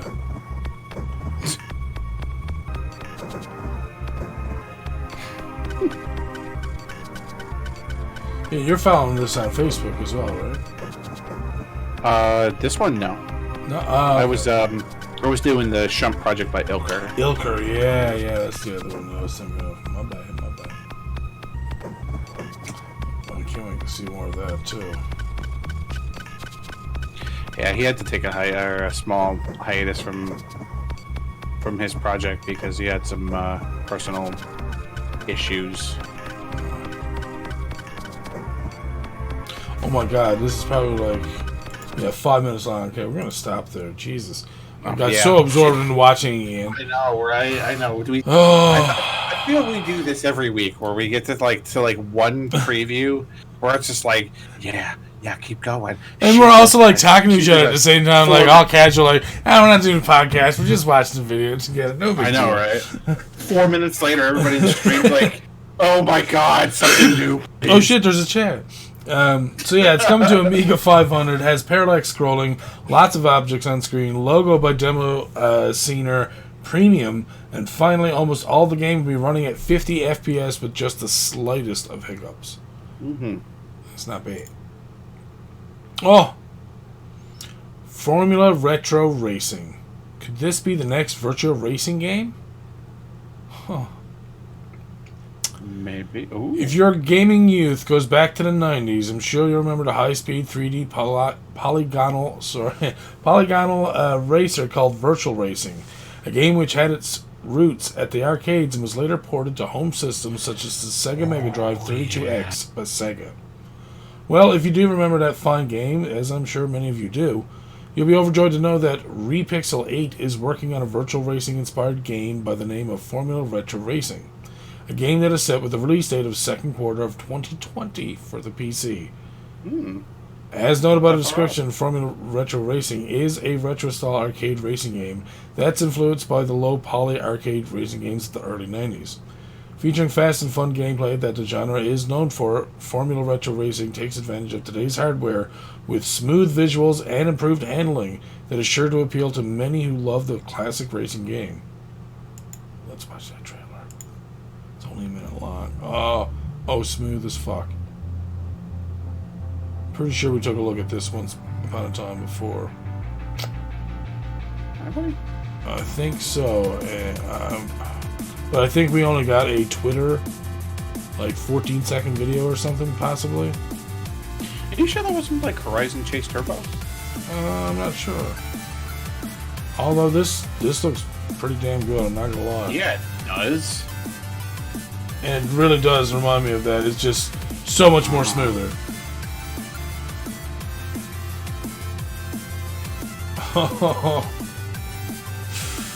Yeah, wow, this looks fun as shit, man. Yeah. Yeah. I want to be all up in that. That looks so good.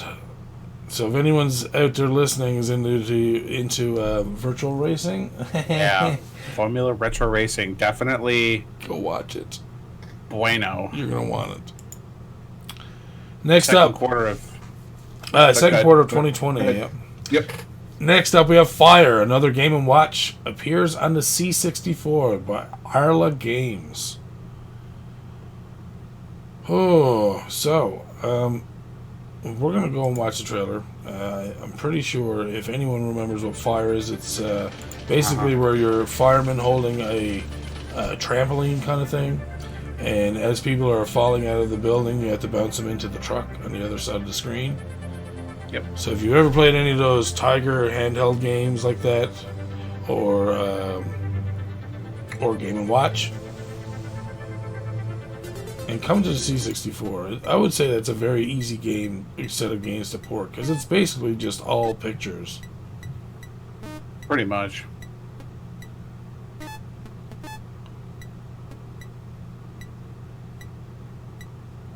Yep, and there they go, just bounce and bounce. The nice thing is you get that sound of when they actually bounce on the trampoline, so you know you can move again. It's like, okay, I can move again. I'm good.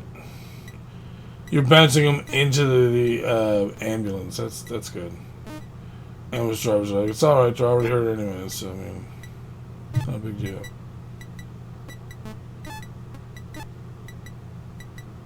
My God.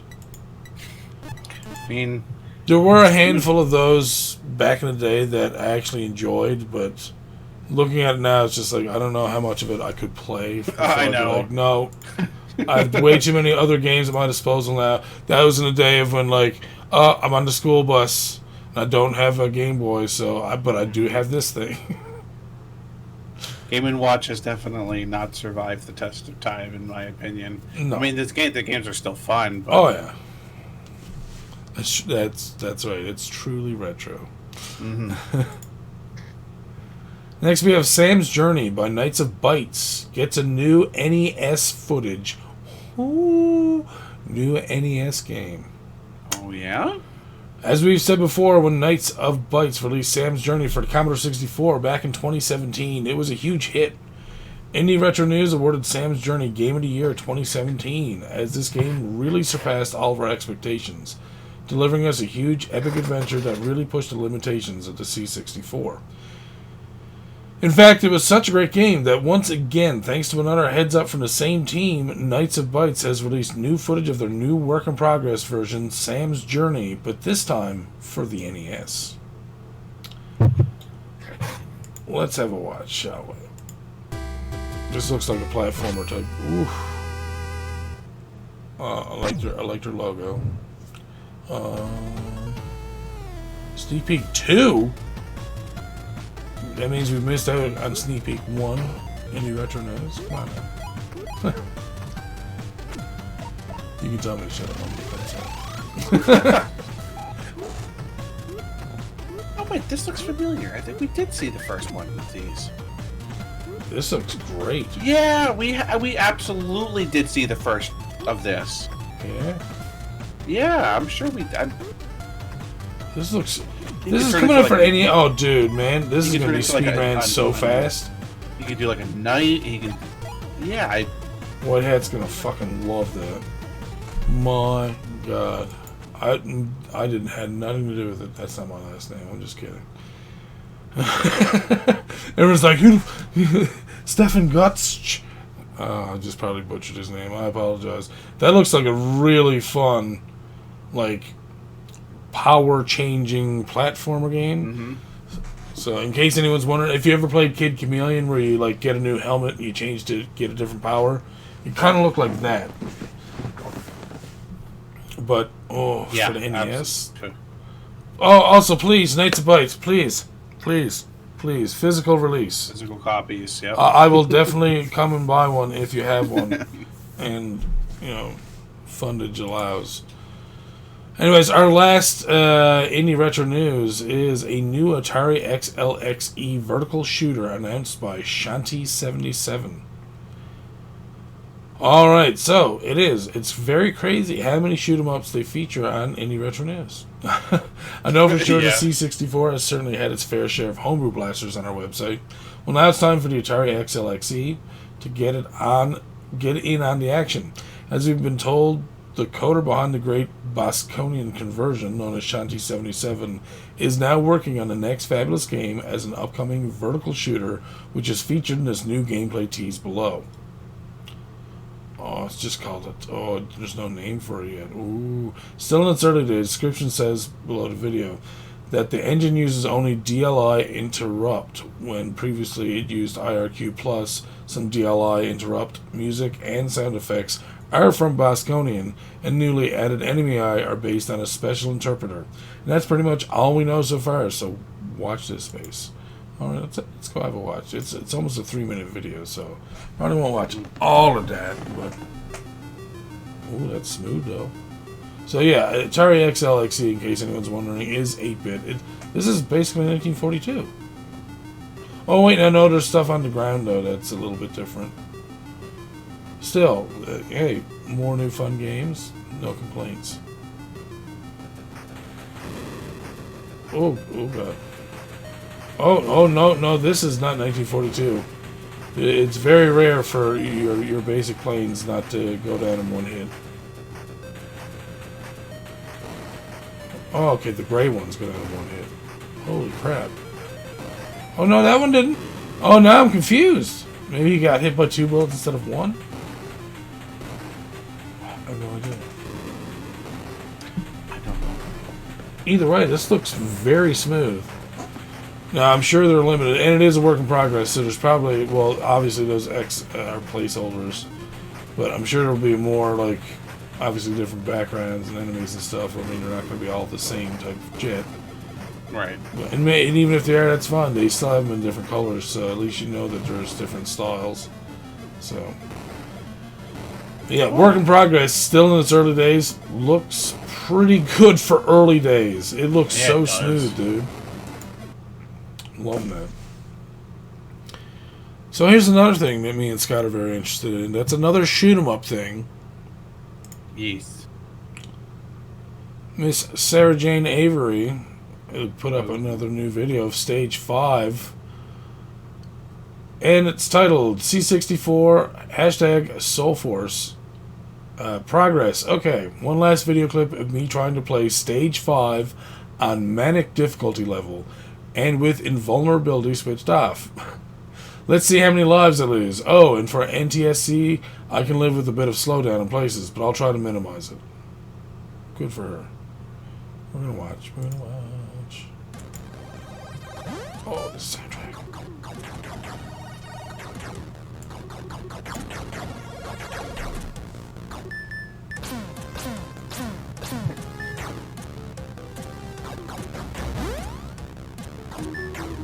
Looking good.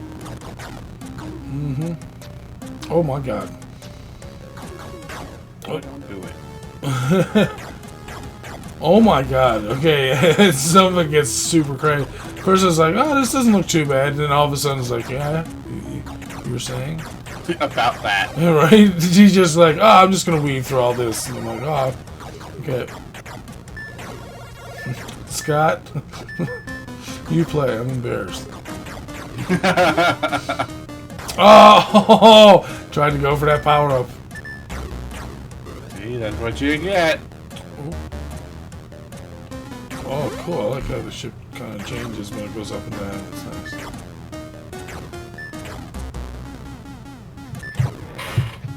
Yeah, you get that. Oh, blow everything up. Get that Oh my Gallagher god, feel. this looks great. Yeah, it does.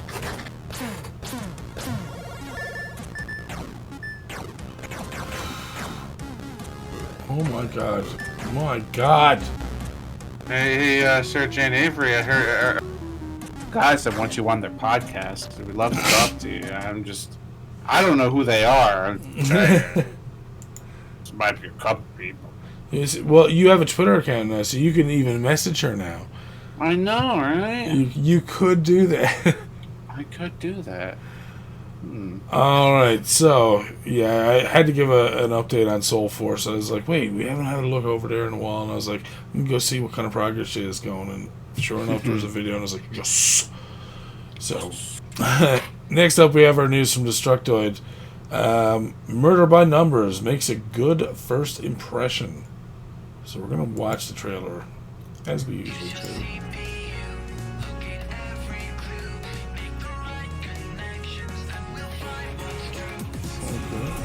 I want to see gameplay, because right now I'm confused. You know, I'm fine with the cartoon, like cutscene kind of thing, but I want to get like an actual gameplay. Is this like a visual novel thing? Please no.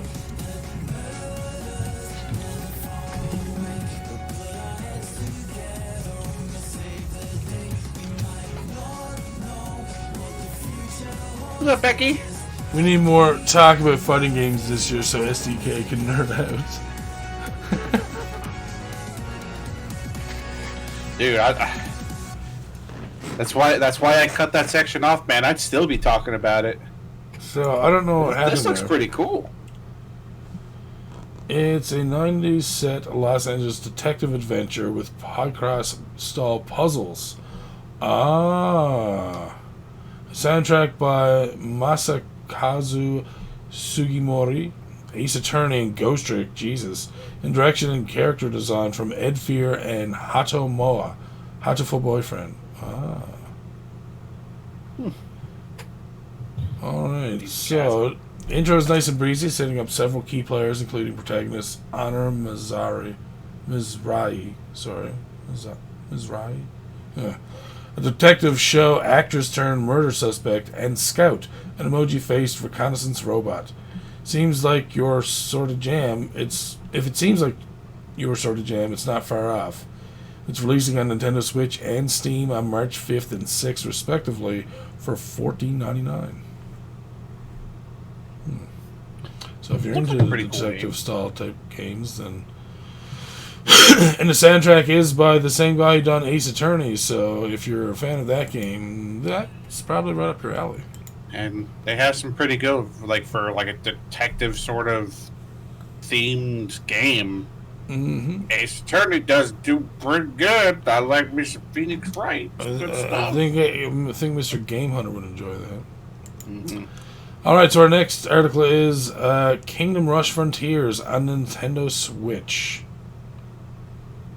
Alright, so apparently this is a tower defense game that's coming to the Switch on February 27th, 2020.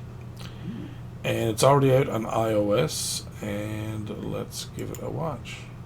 I like me some tower defense games. Apparently it's highly rated, so... I'm not super good at them, but I like them. They are fun. I'm okay with some of them. I get bored with them very fast. I don't know, maybe that's just me. Oh, hello. Okay. Jesus.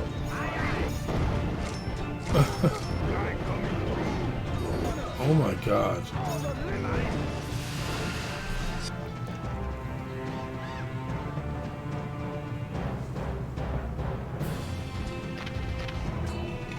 New towers.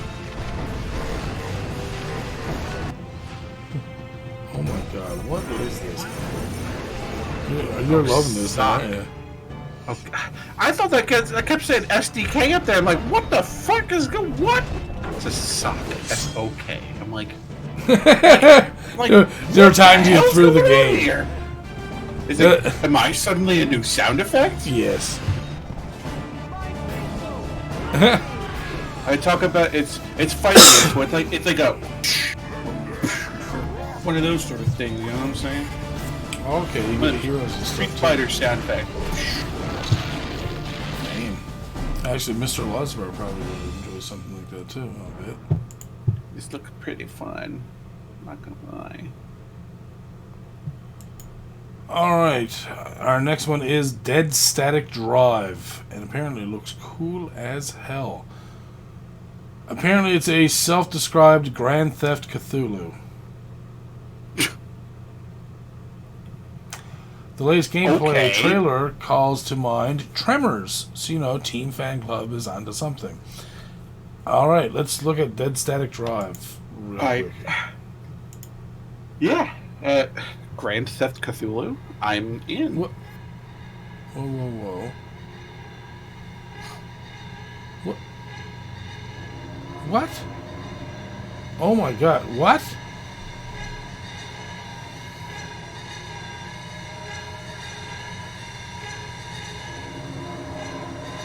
I'm out.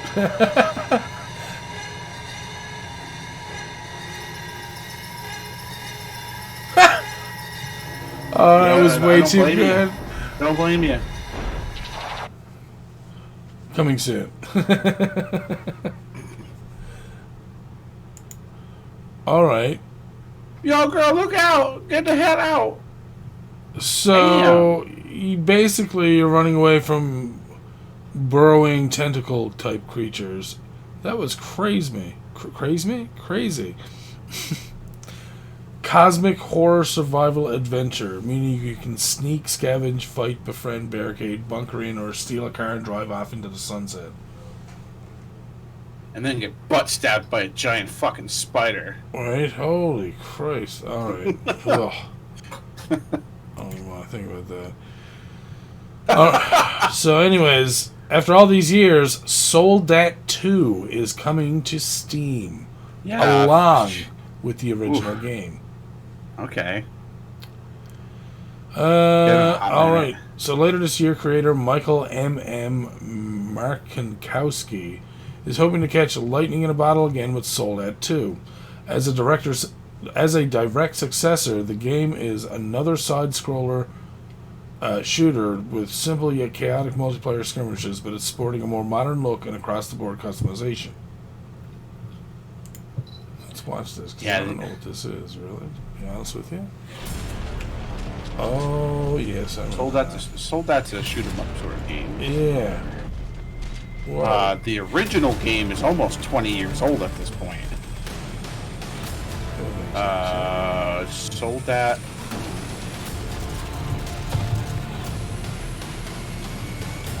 The original Soldat came out on 2002. So yeah, it almost is 20 years old. Damn. Alright, so apparently it's coming out Q2 2020. It will initially offer online multiplayer with dedicated servers, custom game modifiers, and procedurally generated or designed levels. Oh Nice. my god.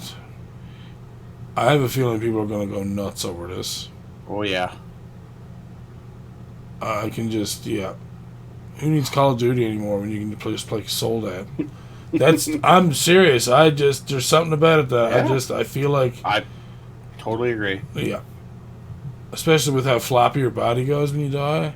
That's right up kids' alleys. I mean, look at me. I'm trying to hold back a smile. Who doesn't Just like thinking a about good ragdoll physic death? it. Yeah, that's awesome. Everybody loves We the just need good ragdoll teabagging physic and we're death. good to go. Next Can up. I hit down? Next up, Sometimes Always Monsters breaks hearts and ruins lives in April. Alright, so Always Sometimes Monsters was not the feel-good story of the year back in 2014. There's no expectation that the sequel will set off bouts of euphoria or plaster grins to faces. Well, maybe if you're that kind of monster who finds glee in the darkest corner of life. After a long wait, it was originally announced for 2016, before being delayed 4 years with no more explanation and changing Steam's release date to 2020. Sometimes Always Monsters is on the verge of launching. Developer Vagabond Dog has announced that it's ready. It'll be ready on April 2nd. Okay. Let's have a watch of the trailer here. See what we got. Oh.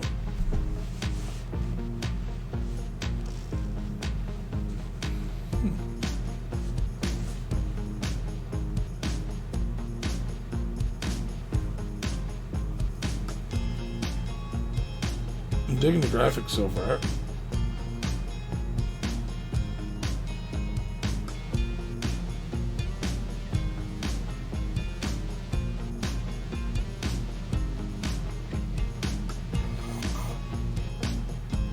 Okay.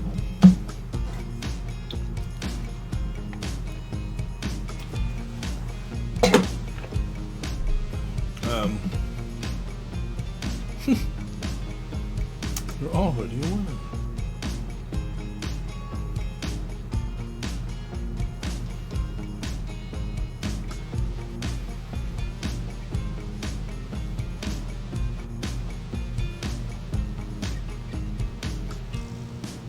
Okay.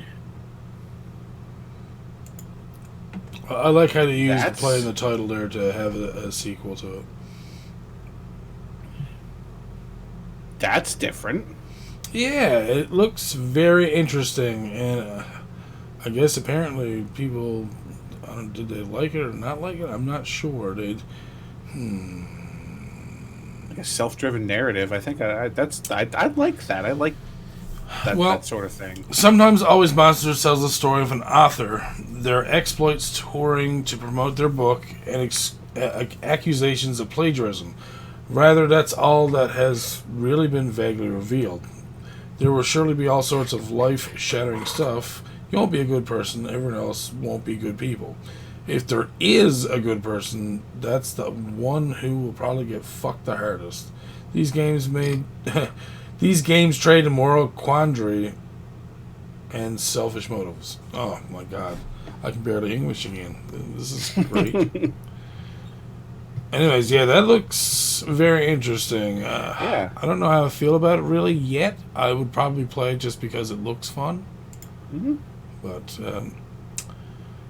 Bird B&B. Our next 4 articles are from IndieGamesPlus.com. Bird B&B provides lodgings for cute avian clients. And Scott's like, what in the fuck are you showing us?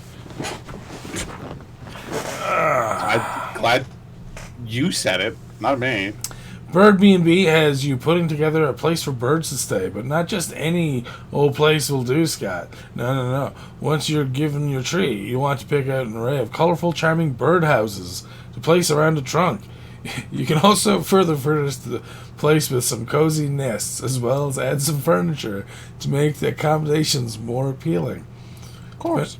Depending on the job you do, and if you can grow some decent treats in your garden, you'll have some new friends showing up shortly. Man, this sounds... You there's gotta a have trailer. the proper treat. Oh my god, there's a trailer. Yes. No, please, Stefan. You would complete my life. Oh, that bird. That poor bird, after sitting in his cage all day for the past, 2 years. He needs a vacation. That's a pretty bird. And he's going to go to the bird B&B. That's cool. He's a pretty bird. I like birds. And... Oh. You gotta go on vacation with a pretty bird. Okay, this is a mobile game. I was wondering. Hooray, you arrived. You want to go to the buffet?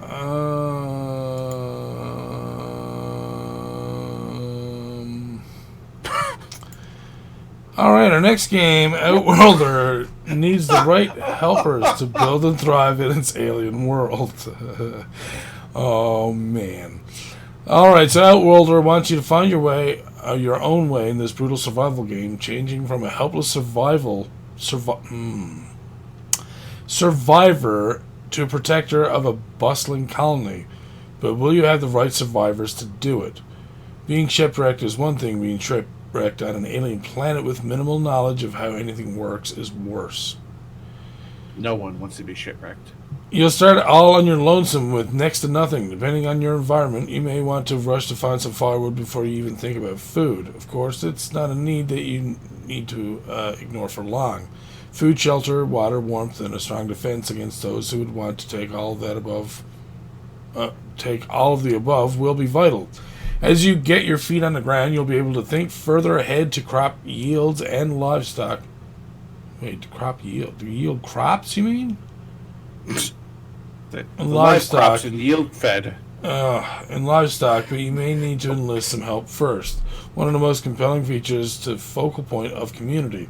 You'll need your citizens to help sustain your and your colony's livelihood.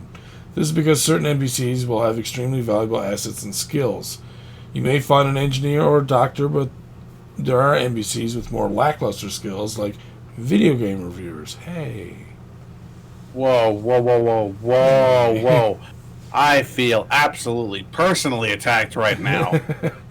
These NPCs will have unique crafting skills as well that you will want to capitalize on. I mean, honestly, a video game, maybe they can make you a new Nintendo, and then you can have entertainment. Jeez, you can find this absolutely priceless person like this doctor, or you can find this fucking shitlord over here, the guy who used to review games. Fuck. You can't be a jack of all trades here and build everything on your own. Some people you may stumble upon, or some may even be enemies you have captured that you can convince to turn around. You want to recruit as many people as you can to access all of their crafting abilities. You'll need to rely on your fellow human to see through, to thrive, and eventually take to the other worlds and moons. What? That sounds awesome. But make sure that you open up Cargo Bay 3 on your way up to space, because that video game reviewer might be sitting there. Outworlder will make you feel like you're living in a world that doesn't care if you live or die, with its independent ecosystem testing your every strength. Why don't you prove your worth and show it that you can conquer it? Oh. It looks good. Gain site? Oh, okay. There is a demo out on itch.io as well, apparently. I'm going to make a colony of only video game reviewers and find out what happens. Dude, I want to watch that really hard. I really do. I want to watch every minute of that. That's going to be great. It's just going to be two guys in one facility, one and one's SDK, and all they do is just sit there and review games all day. The crops are dying. Well, I don't care. Did you see that the new Castlevania game's coming out? Fuck that. Scott. Uh-huh. Oh my god, I see it. Our next trailer Tuesday is called Take Dracula Gardening. And I'm just like, what's happening? Right. And what is... I want to hear every word. Dracula the blue elf? Because what? I want to hear every word. Anyways, we're going to get to each one. Oh, Take your time. About a year ago, I discovered the magic world of vaporwave music. It's quite fascinated by its aesthetic. The pink color, the Windows 98 look on clips, the nonsense, low poly, and colored 3D figures. The image of an old busted car riding in the night city with some great piece of slowed 80s funk jazz, anything music in the background. Now I'm kind of interested. Because I like that shit too. I'm sorry, but it's true.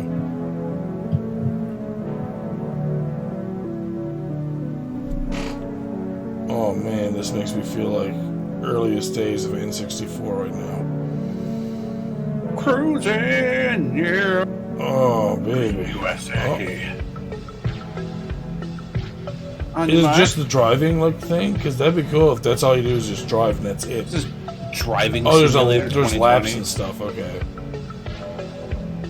I don't really care about the laps. I do like that there is a Happy Bee Day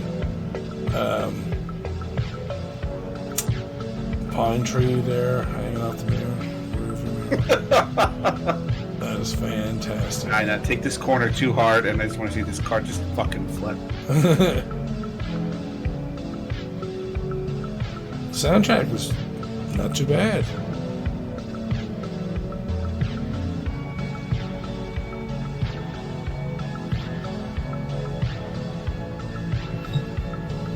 Go faster, you schmuck.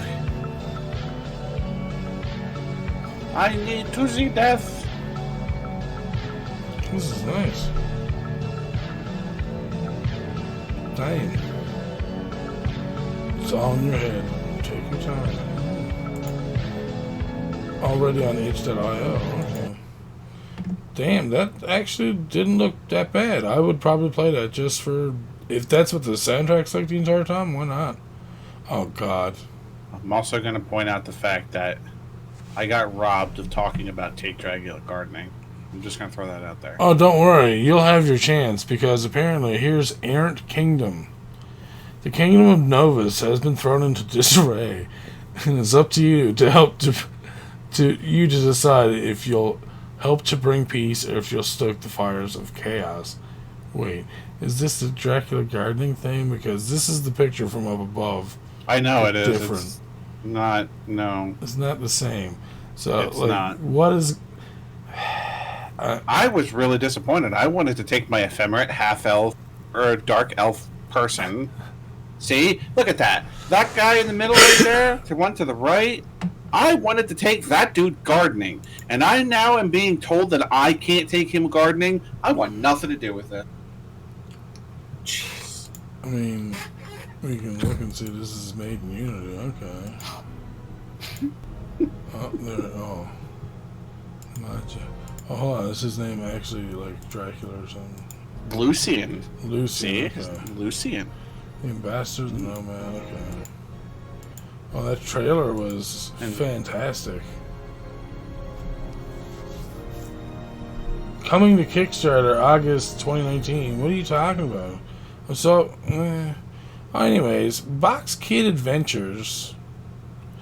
Because the last game wasn't really there. Box Kid Adventures. You play as a box kid, a toy made of cardboard, going through various levels, full of nasty enemies and brain-challenging puzzles. He better have those arms and legs like this picture suggests. If he's a fucking actual box.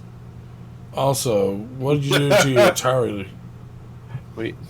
Atari logo up there, dude. You changed it. Got left in the sun a little too long. So it's like one of these puzzle-ish games? Nope. No arms. Wait, did he not actually have arms? Get back in there. Nope. Oh, no, he has arms. What are you talking about?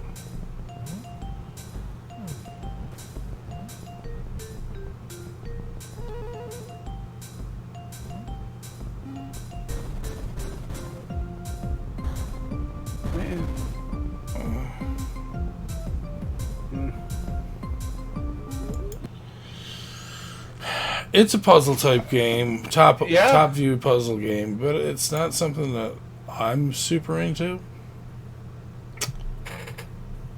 Just one of those sort of like genre type games, like feels like 1997. Yeah. On my Windows computer. Got Pentium 2? We could play this game, or we could play some Math Blaster. What do you want to do, guys? Math Blaster's kind of fun too, though. I know, right? That's why I'm saying. Demon's Nightmare. A game with no focus, only dreams and ideas. Oh, okay, well, the graphics there kind of got me interested. Oh, shit. Are you see? Oh, wow. Is this like a shoot 'em up? Oh, wow. Oh, what? Oh. Yo! Oh, this... Whoa, whoa, whoa! You can get off... Wait, whoa. Okay, no, Scott, this is fucking with me. What the fuck? Right? Does this not look awesome? I would play this. Hell yeah! Oh, I can see Scott playing this. I keep thinking I have to work tomorrow, but I don't. Oh, it's been so long. This looks so cool, dude. Yeah, it does.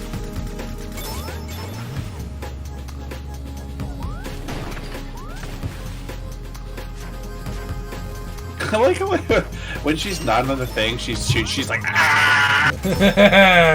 When she's like firing it off. Yeah, like what? Like just standing. Ah! Oh. That's so awesome. Oh shit. Oh, cool, dude. It's like very arcade style as well. There's a lot about this that's very appealing. Right? Oh, that's old school crowns are from blah blah blah blah blah blah. blah. On those. That's cool. I'm fine with that. No judgment whatsoever. We good. Dude, this looks real fun, and I want to play. Oh my god, Scott.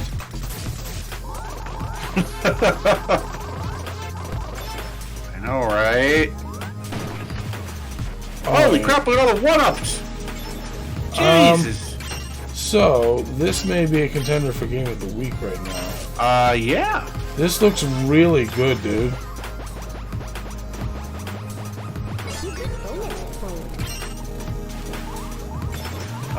Yeah, I agree.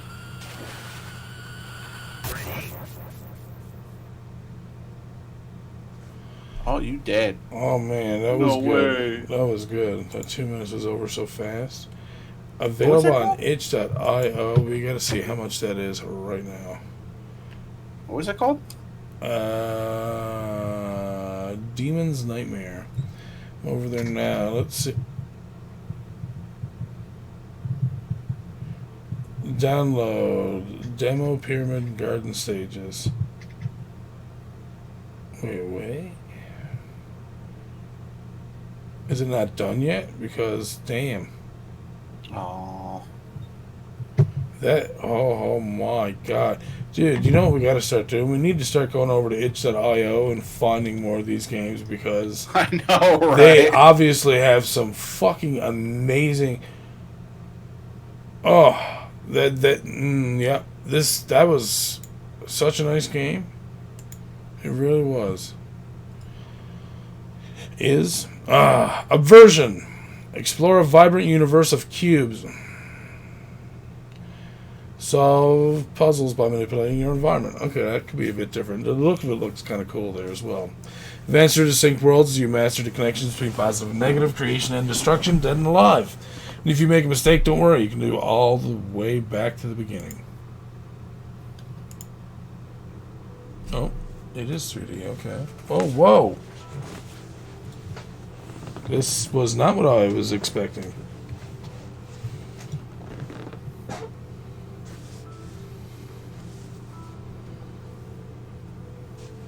What? Bye. Whoa, what is this? This is kind of cool. This is not what I was expecting at all, Scott. Blocks. I thought it was literally going to be like an overhead thing where you're moving a block through a maze or something like that. I'm like, okay, why is it already lit up for you? Like, now things are making way more sense. That's kind of cool. All right. Oh, also available on Steam. Next, we have A Hero's Guide to Gardening.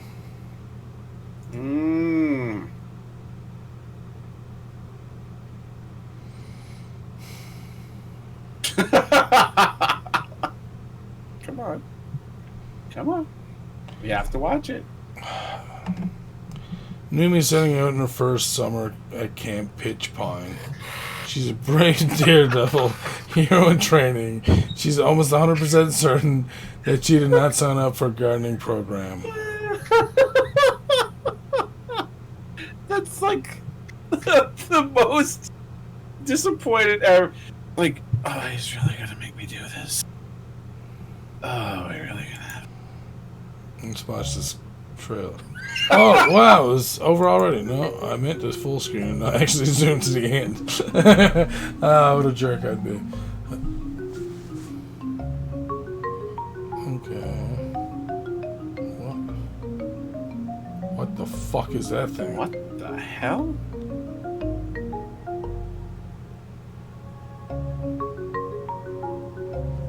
I was like an owl on this. What? Take it all back.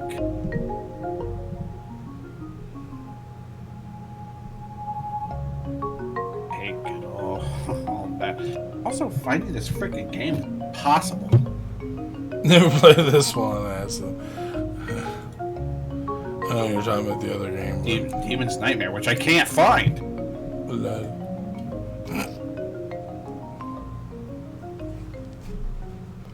You just go to Trailer Tuesday and find it yourself, God.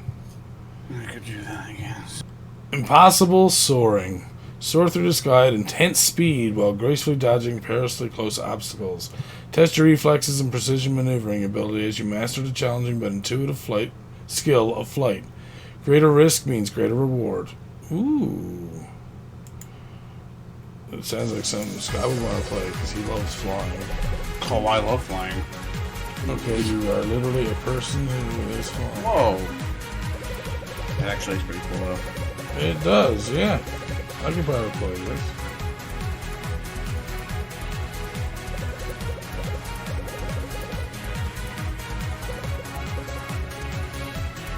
What is this, like Tony Hawk's Pro Flyer? Oh, I would totally play this, dude. Oh, watch my magical hands. Hand a paper.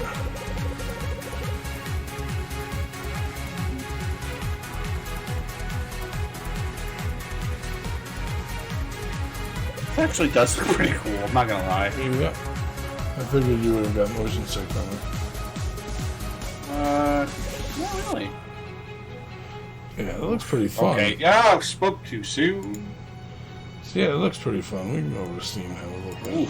Charles right on the wish list. Yeah, it's $5.69. And it just came out on the 29th of January. That was kind of interesting. I liked it. Dracula Genesis. What? Roguelike twin stick shooter where magic and post-apocalyptic future technologies collide. Defeat evil Lord Dracula and save everyone repeatedly. Okay. Oh. Pixar? Oh, please do it. Jeez, genetically modified hunters. What the fuck? That guy's head is an arm with an eyeball in the middle. Oh, okay. Okay. I like the look of that. I don't want to say the word. Oh, shit. Whoa. Oh, this is more isometric shooter than top-down. Oh, shit. Oh, can you change the way the camera is? What the f...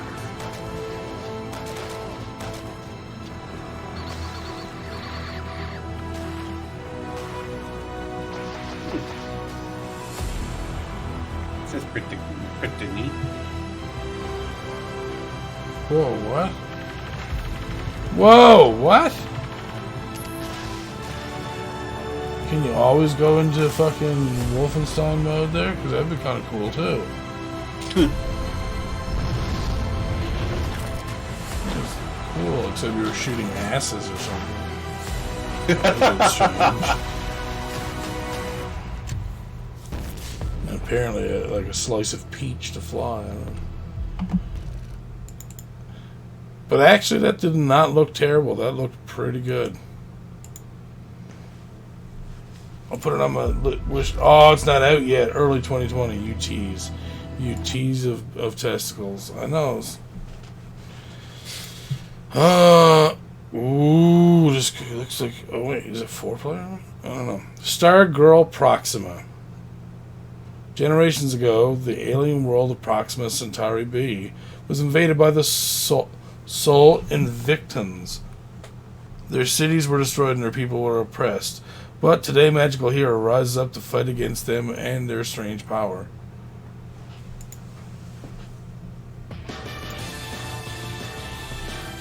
It looks like it's 4-player.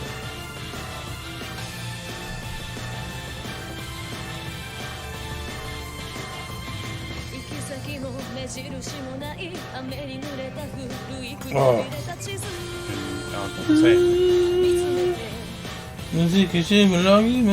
I can't sing Japanese, my bad.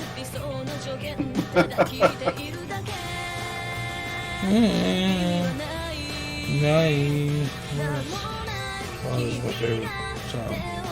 The secrets to discover. Oh, you didn't want that heart thing? What is this? Didn't even tell you. Does it just help? I don't know. Whoa. Big boss face.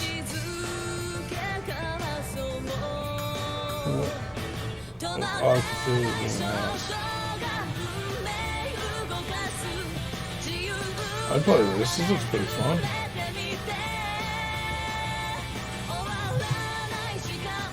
What the fuck? Get ready to fight. Boom, boom, boom. Get ready to kill something.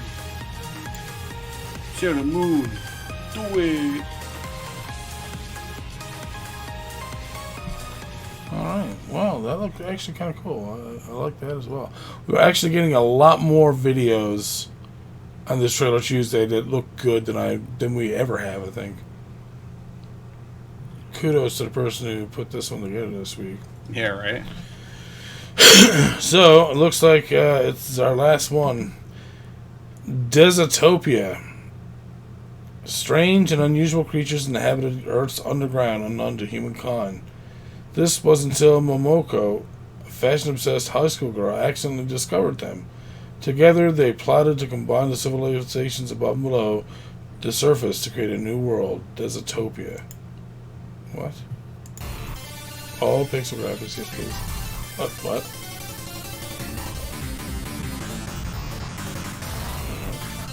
Oh god, oh no, Scott. You do this one. Yeah. No. No, Scott, you do this one. Oh. No, you do this one. Oh my god, what in the what? It keeps changing. What? How many different ones? Oh, I can see Scott is. You must be like on the verge right now. Okay, hands are okay. Oh my god, what the? You can change all the. What the fuck? Oh my god. Oh my god, look at all the routes. What? Oh my god. We're bye, Scott.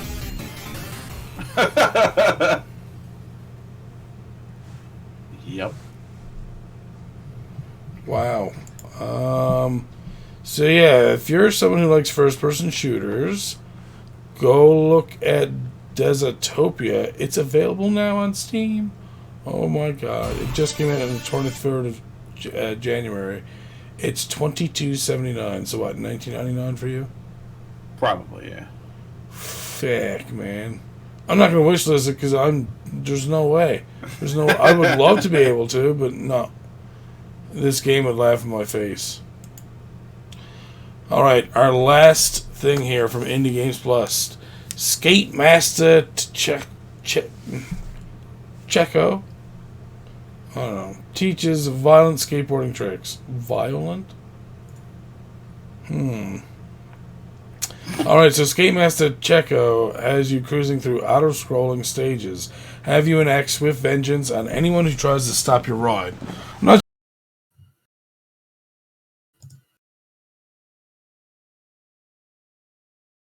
I may have just lost you on.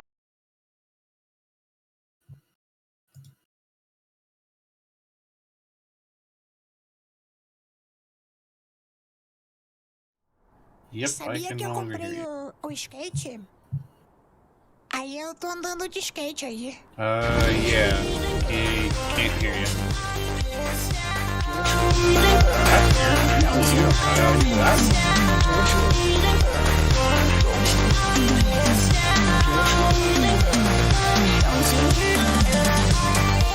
Like it just É um literally just cut sucesso, out. é um absurdo, é uma coisa boa. É uma gratificação instantânea de baixo custo.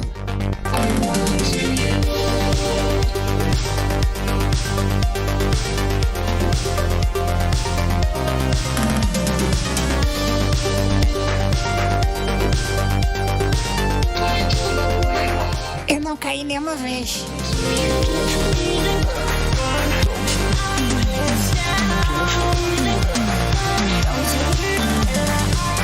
Is Mike okay?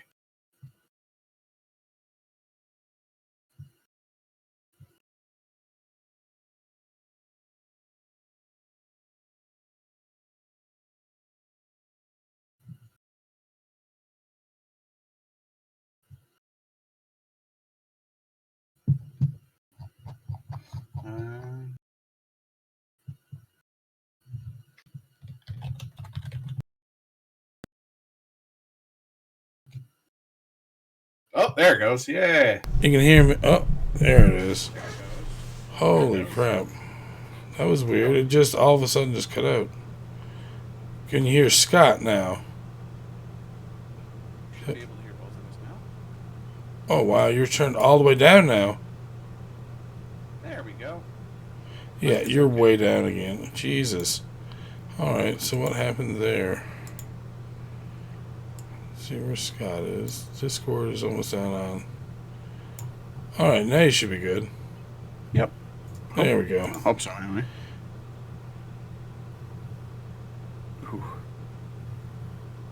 Oh, so we lost me a while ago. Oh, alright. Well, that's not a big deal. There was no sound from Skate Master Checo here, so... it was actually... It might have been OBS. It's done that a couple of times now, so there's probably some kind of thing I have to fix in the audio there, which I'll get to. Probably later tonight or tomorrow. So yeah, that was Skate Master Checo, which there was nothing to hear because there was no music in the trailer, which was very strange. So we're not going to worry about it. We're going to go into our Kickstarters, and guess what? We have 6. Holy shit. We have 6 Kickstarters this week. We had 7. Scott went over one of them. That went over, but it was for $1 million. And,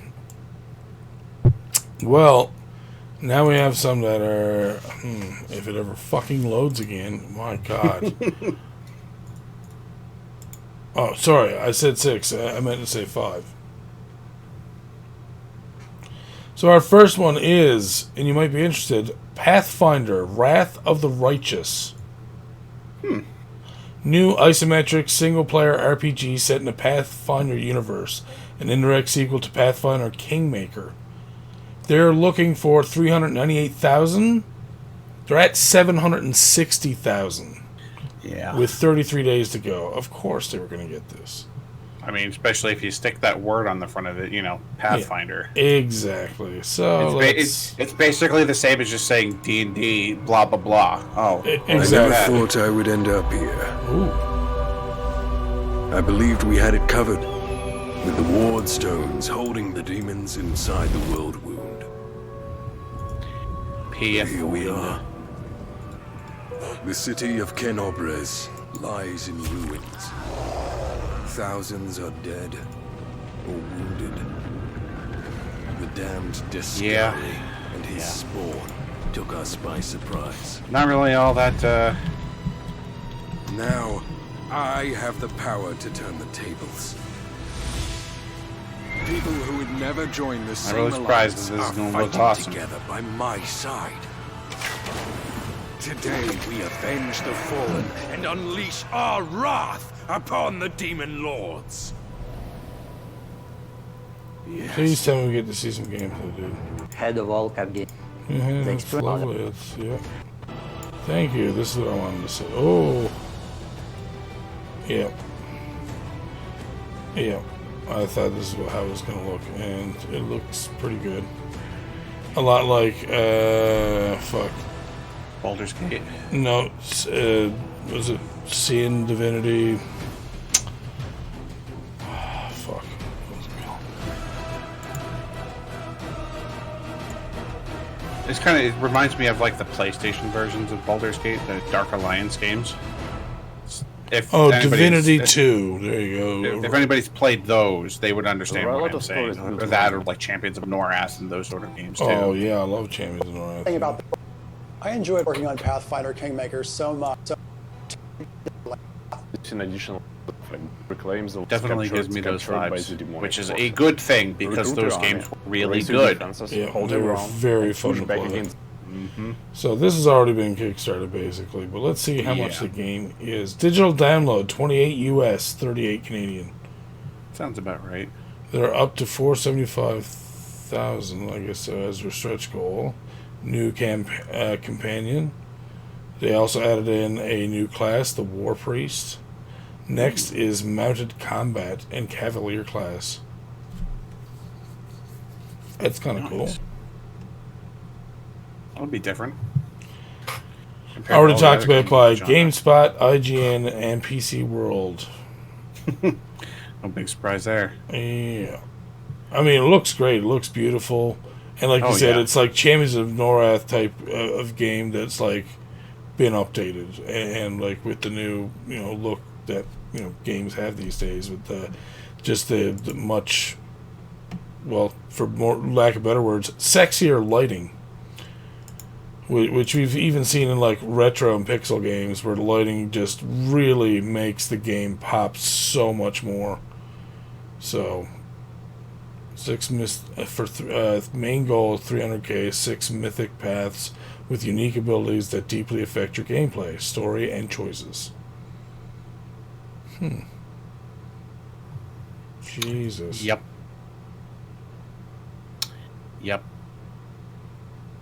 Wow. Well, look at all that stuff. There's so much stuff that they're after hitting for like goals and stuff. This is crazy. And they're not the only ones. Like as we mentioned earlier, Wonderful 101. We're going to go to our next Kickstarter. Called Cyber Knights, a cyberpunk RPG. Cyber Knights is a tactical RPG to plunge you and your team of hackers, mercs, and thieves into a neon-soaked future of 2231. They're looking for 66,416. They're already at 115,707. They've almost doubled what they needed. With 27 days to go. Funded in 12 hours. Let's have a watch, shall we?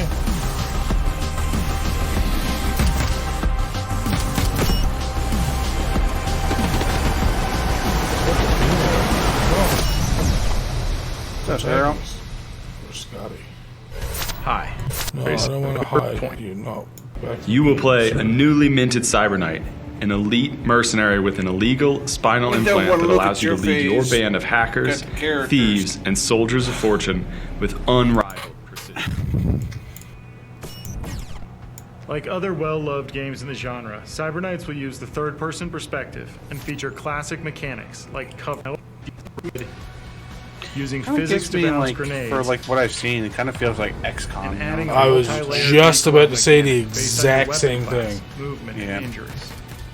Yeah. Your character so build like options will be extensive. You could be handpicking skills. Again, that's not a game I'm particularly into. I know Toad is a big fan of that. Let's see, digital edition, 15 US, 20 Canadian. Wow, really? Yep. That's pretty good. That is very good, dude. Yeah. Soundtrack edition, 25 US, 34 Canadian. So Wow. That's not too bad either. Okay. Let's see. Funded at 50,000. Every backer receives wallpaper pack, alpha, and Cyber Keen trait digital reward at 70,000. New streets outfit. 80,000 on the street. Every backer receives wallpaper pack beta, plus recreate and share illustrated lore PDF publicly. 90,000 is a new scout drone, which they'll probably end up getting to. 100,000 is Valkyrie Zero narrative.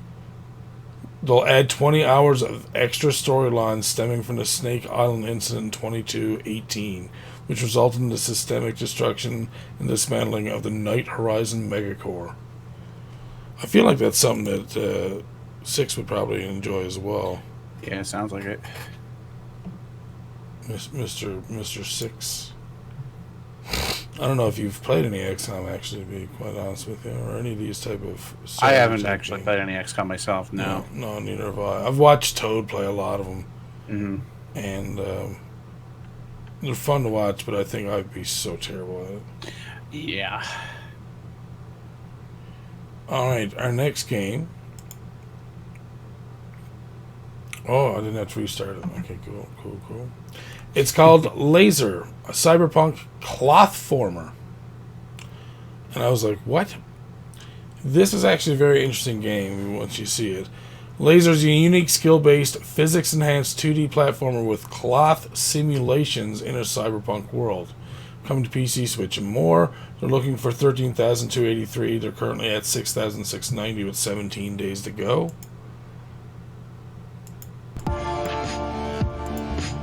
So this game was very trippy looking. It looks like you're just trying to like keep climbing up an ever-burning net. And it looks hard.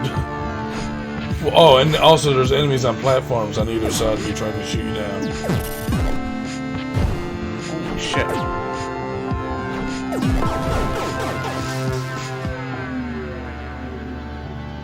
You climb a platform, yeah, really though. God, fucked up.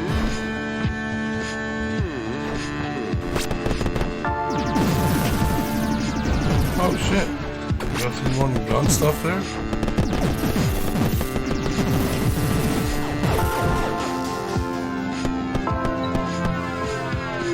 Anti-Hero's Journey. Oh, it's a female as well. That was not made as a female. Although I guess the pink color would have been better.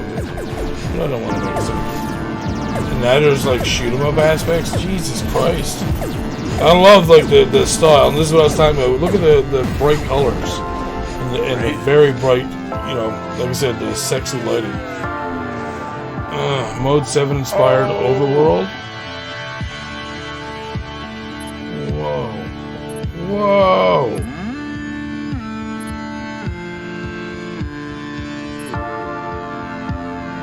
Holy shit! Dude, that's the overworld. Yeah. Holy shit! Wow, that's damn.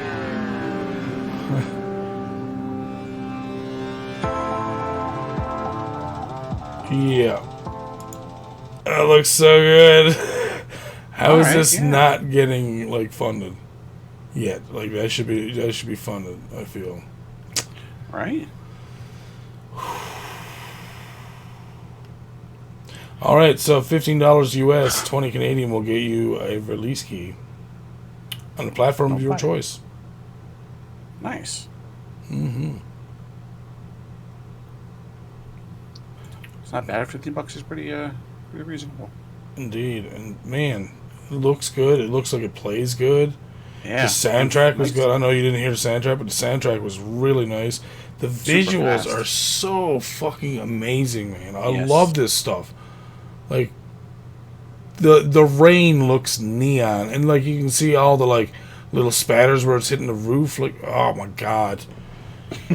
Just everything about it looks good. And oh wow, they have it on the Switch. They're making it look. And there you go, just for Scott. Laser's body shell. And here's her endoskeleton. Oh, you just want to get up in her lung cavity? Humicore. Jesus. Yeah, the map is really crazy, too. Oh, fun. All right. Still 2 more Kickstarters left. Our next one is called Rose of Starcross. A colorful and explosive RPG about a place with a heavy past. They are looking for 8,634. They're currently at a little over half at 4,582. They still have 28 days to go. Plenty of time. Oh, yeah.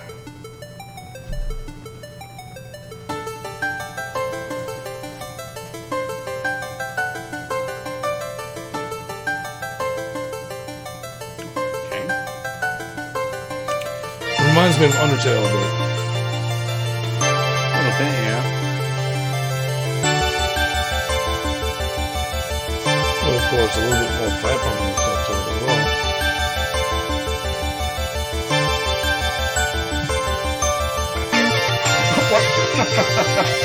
Alright.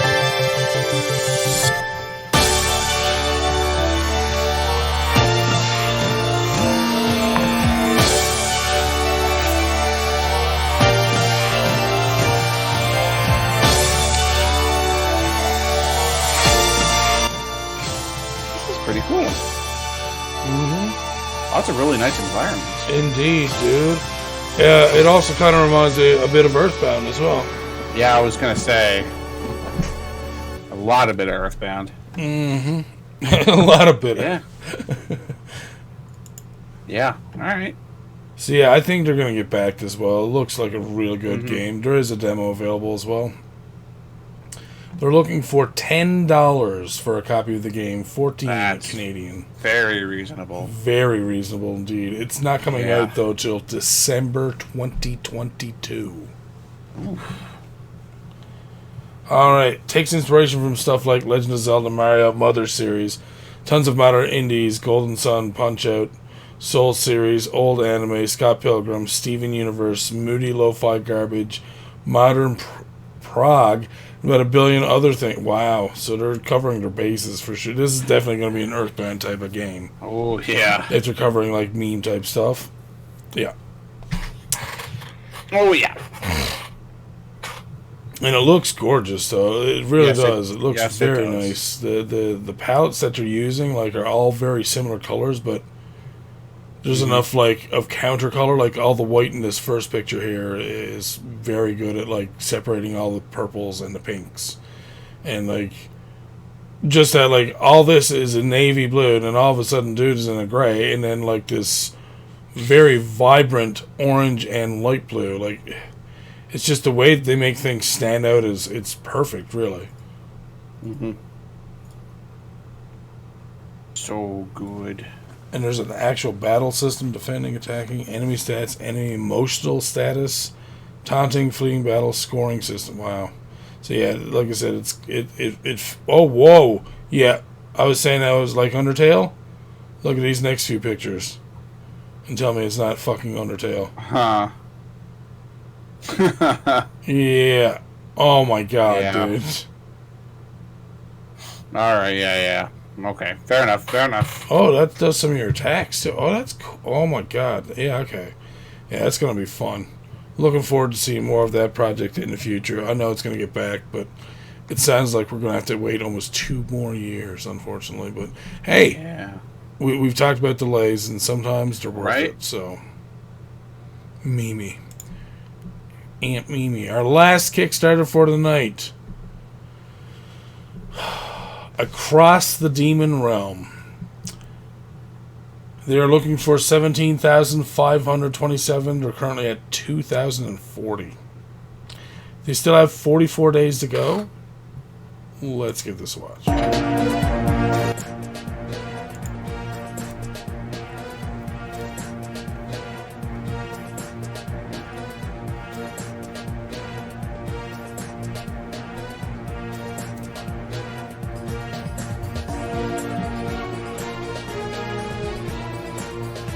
So anyone who's watching right now, you can see that this is a lot like Oregon Trail. Yeah. And that's what they're basing it off of. And that's why I feel like this just needs to be put out there a little bit more, because it's very cool that you can like fight these crazy monsters. What the fuck? Yeah. What the hell? Exactly, 6. Yes, please. What? Yeah, and I'm a huge fan of Oregon Trail and Oregon Trail, the zombie one. I like both of them. I love those games. They're very fun. I know they're educational, the original's supposed to be, but it's still a lot of fun. Yeah. That's so cool. I really hope that gets funded. Me too, dude. That's a really cool design. It's about time someone else done one like that kind of had its own thing. Like and of course, as you all know, medieval stuff is always cool. I mean, you know, you got your Gothic stuff, you got your Dark Souls. There's so much things that we like about. Yeah, I'm looking forward to seeing this come out. Okay, let's see. So that's a limited reward right now. If you pay €10, you can get the game at a cheaper price, which is approximately $11 US, 15 Canadian, or the actual retail price of the game is €15, which is $16 US and 22 Canadian, and that's not bad. I think that's pretty good. Pretty decent.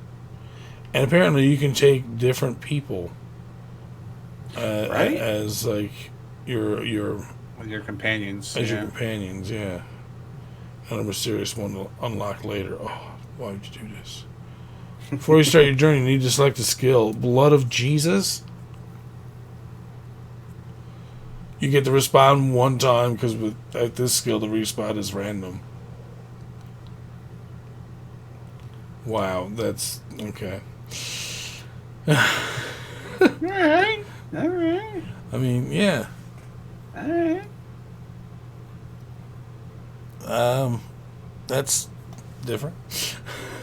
Yeah. I wasn't expecting that. That threw me right off. But yeah, no, otherwise, this actually looks like a lot of fun.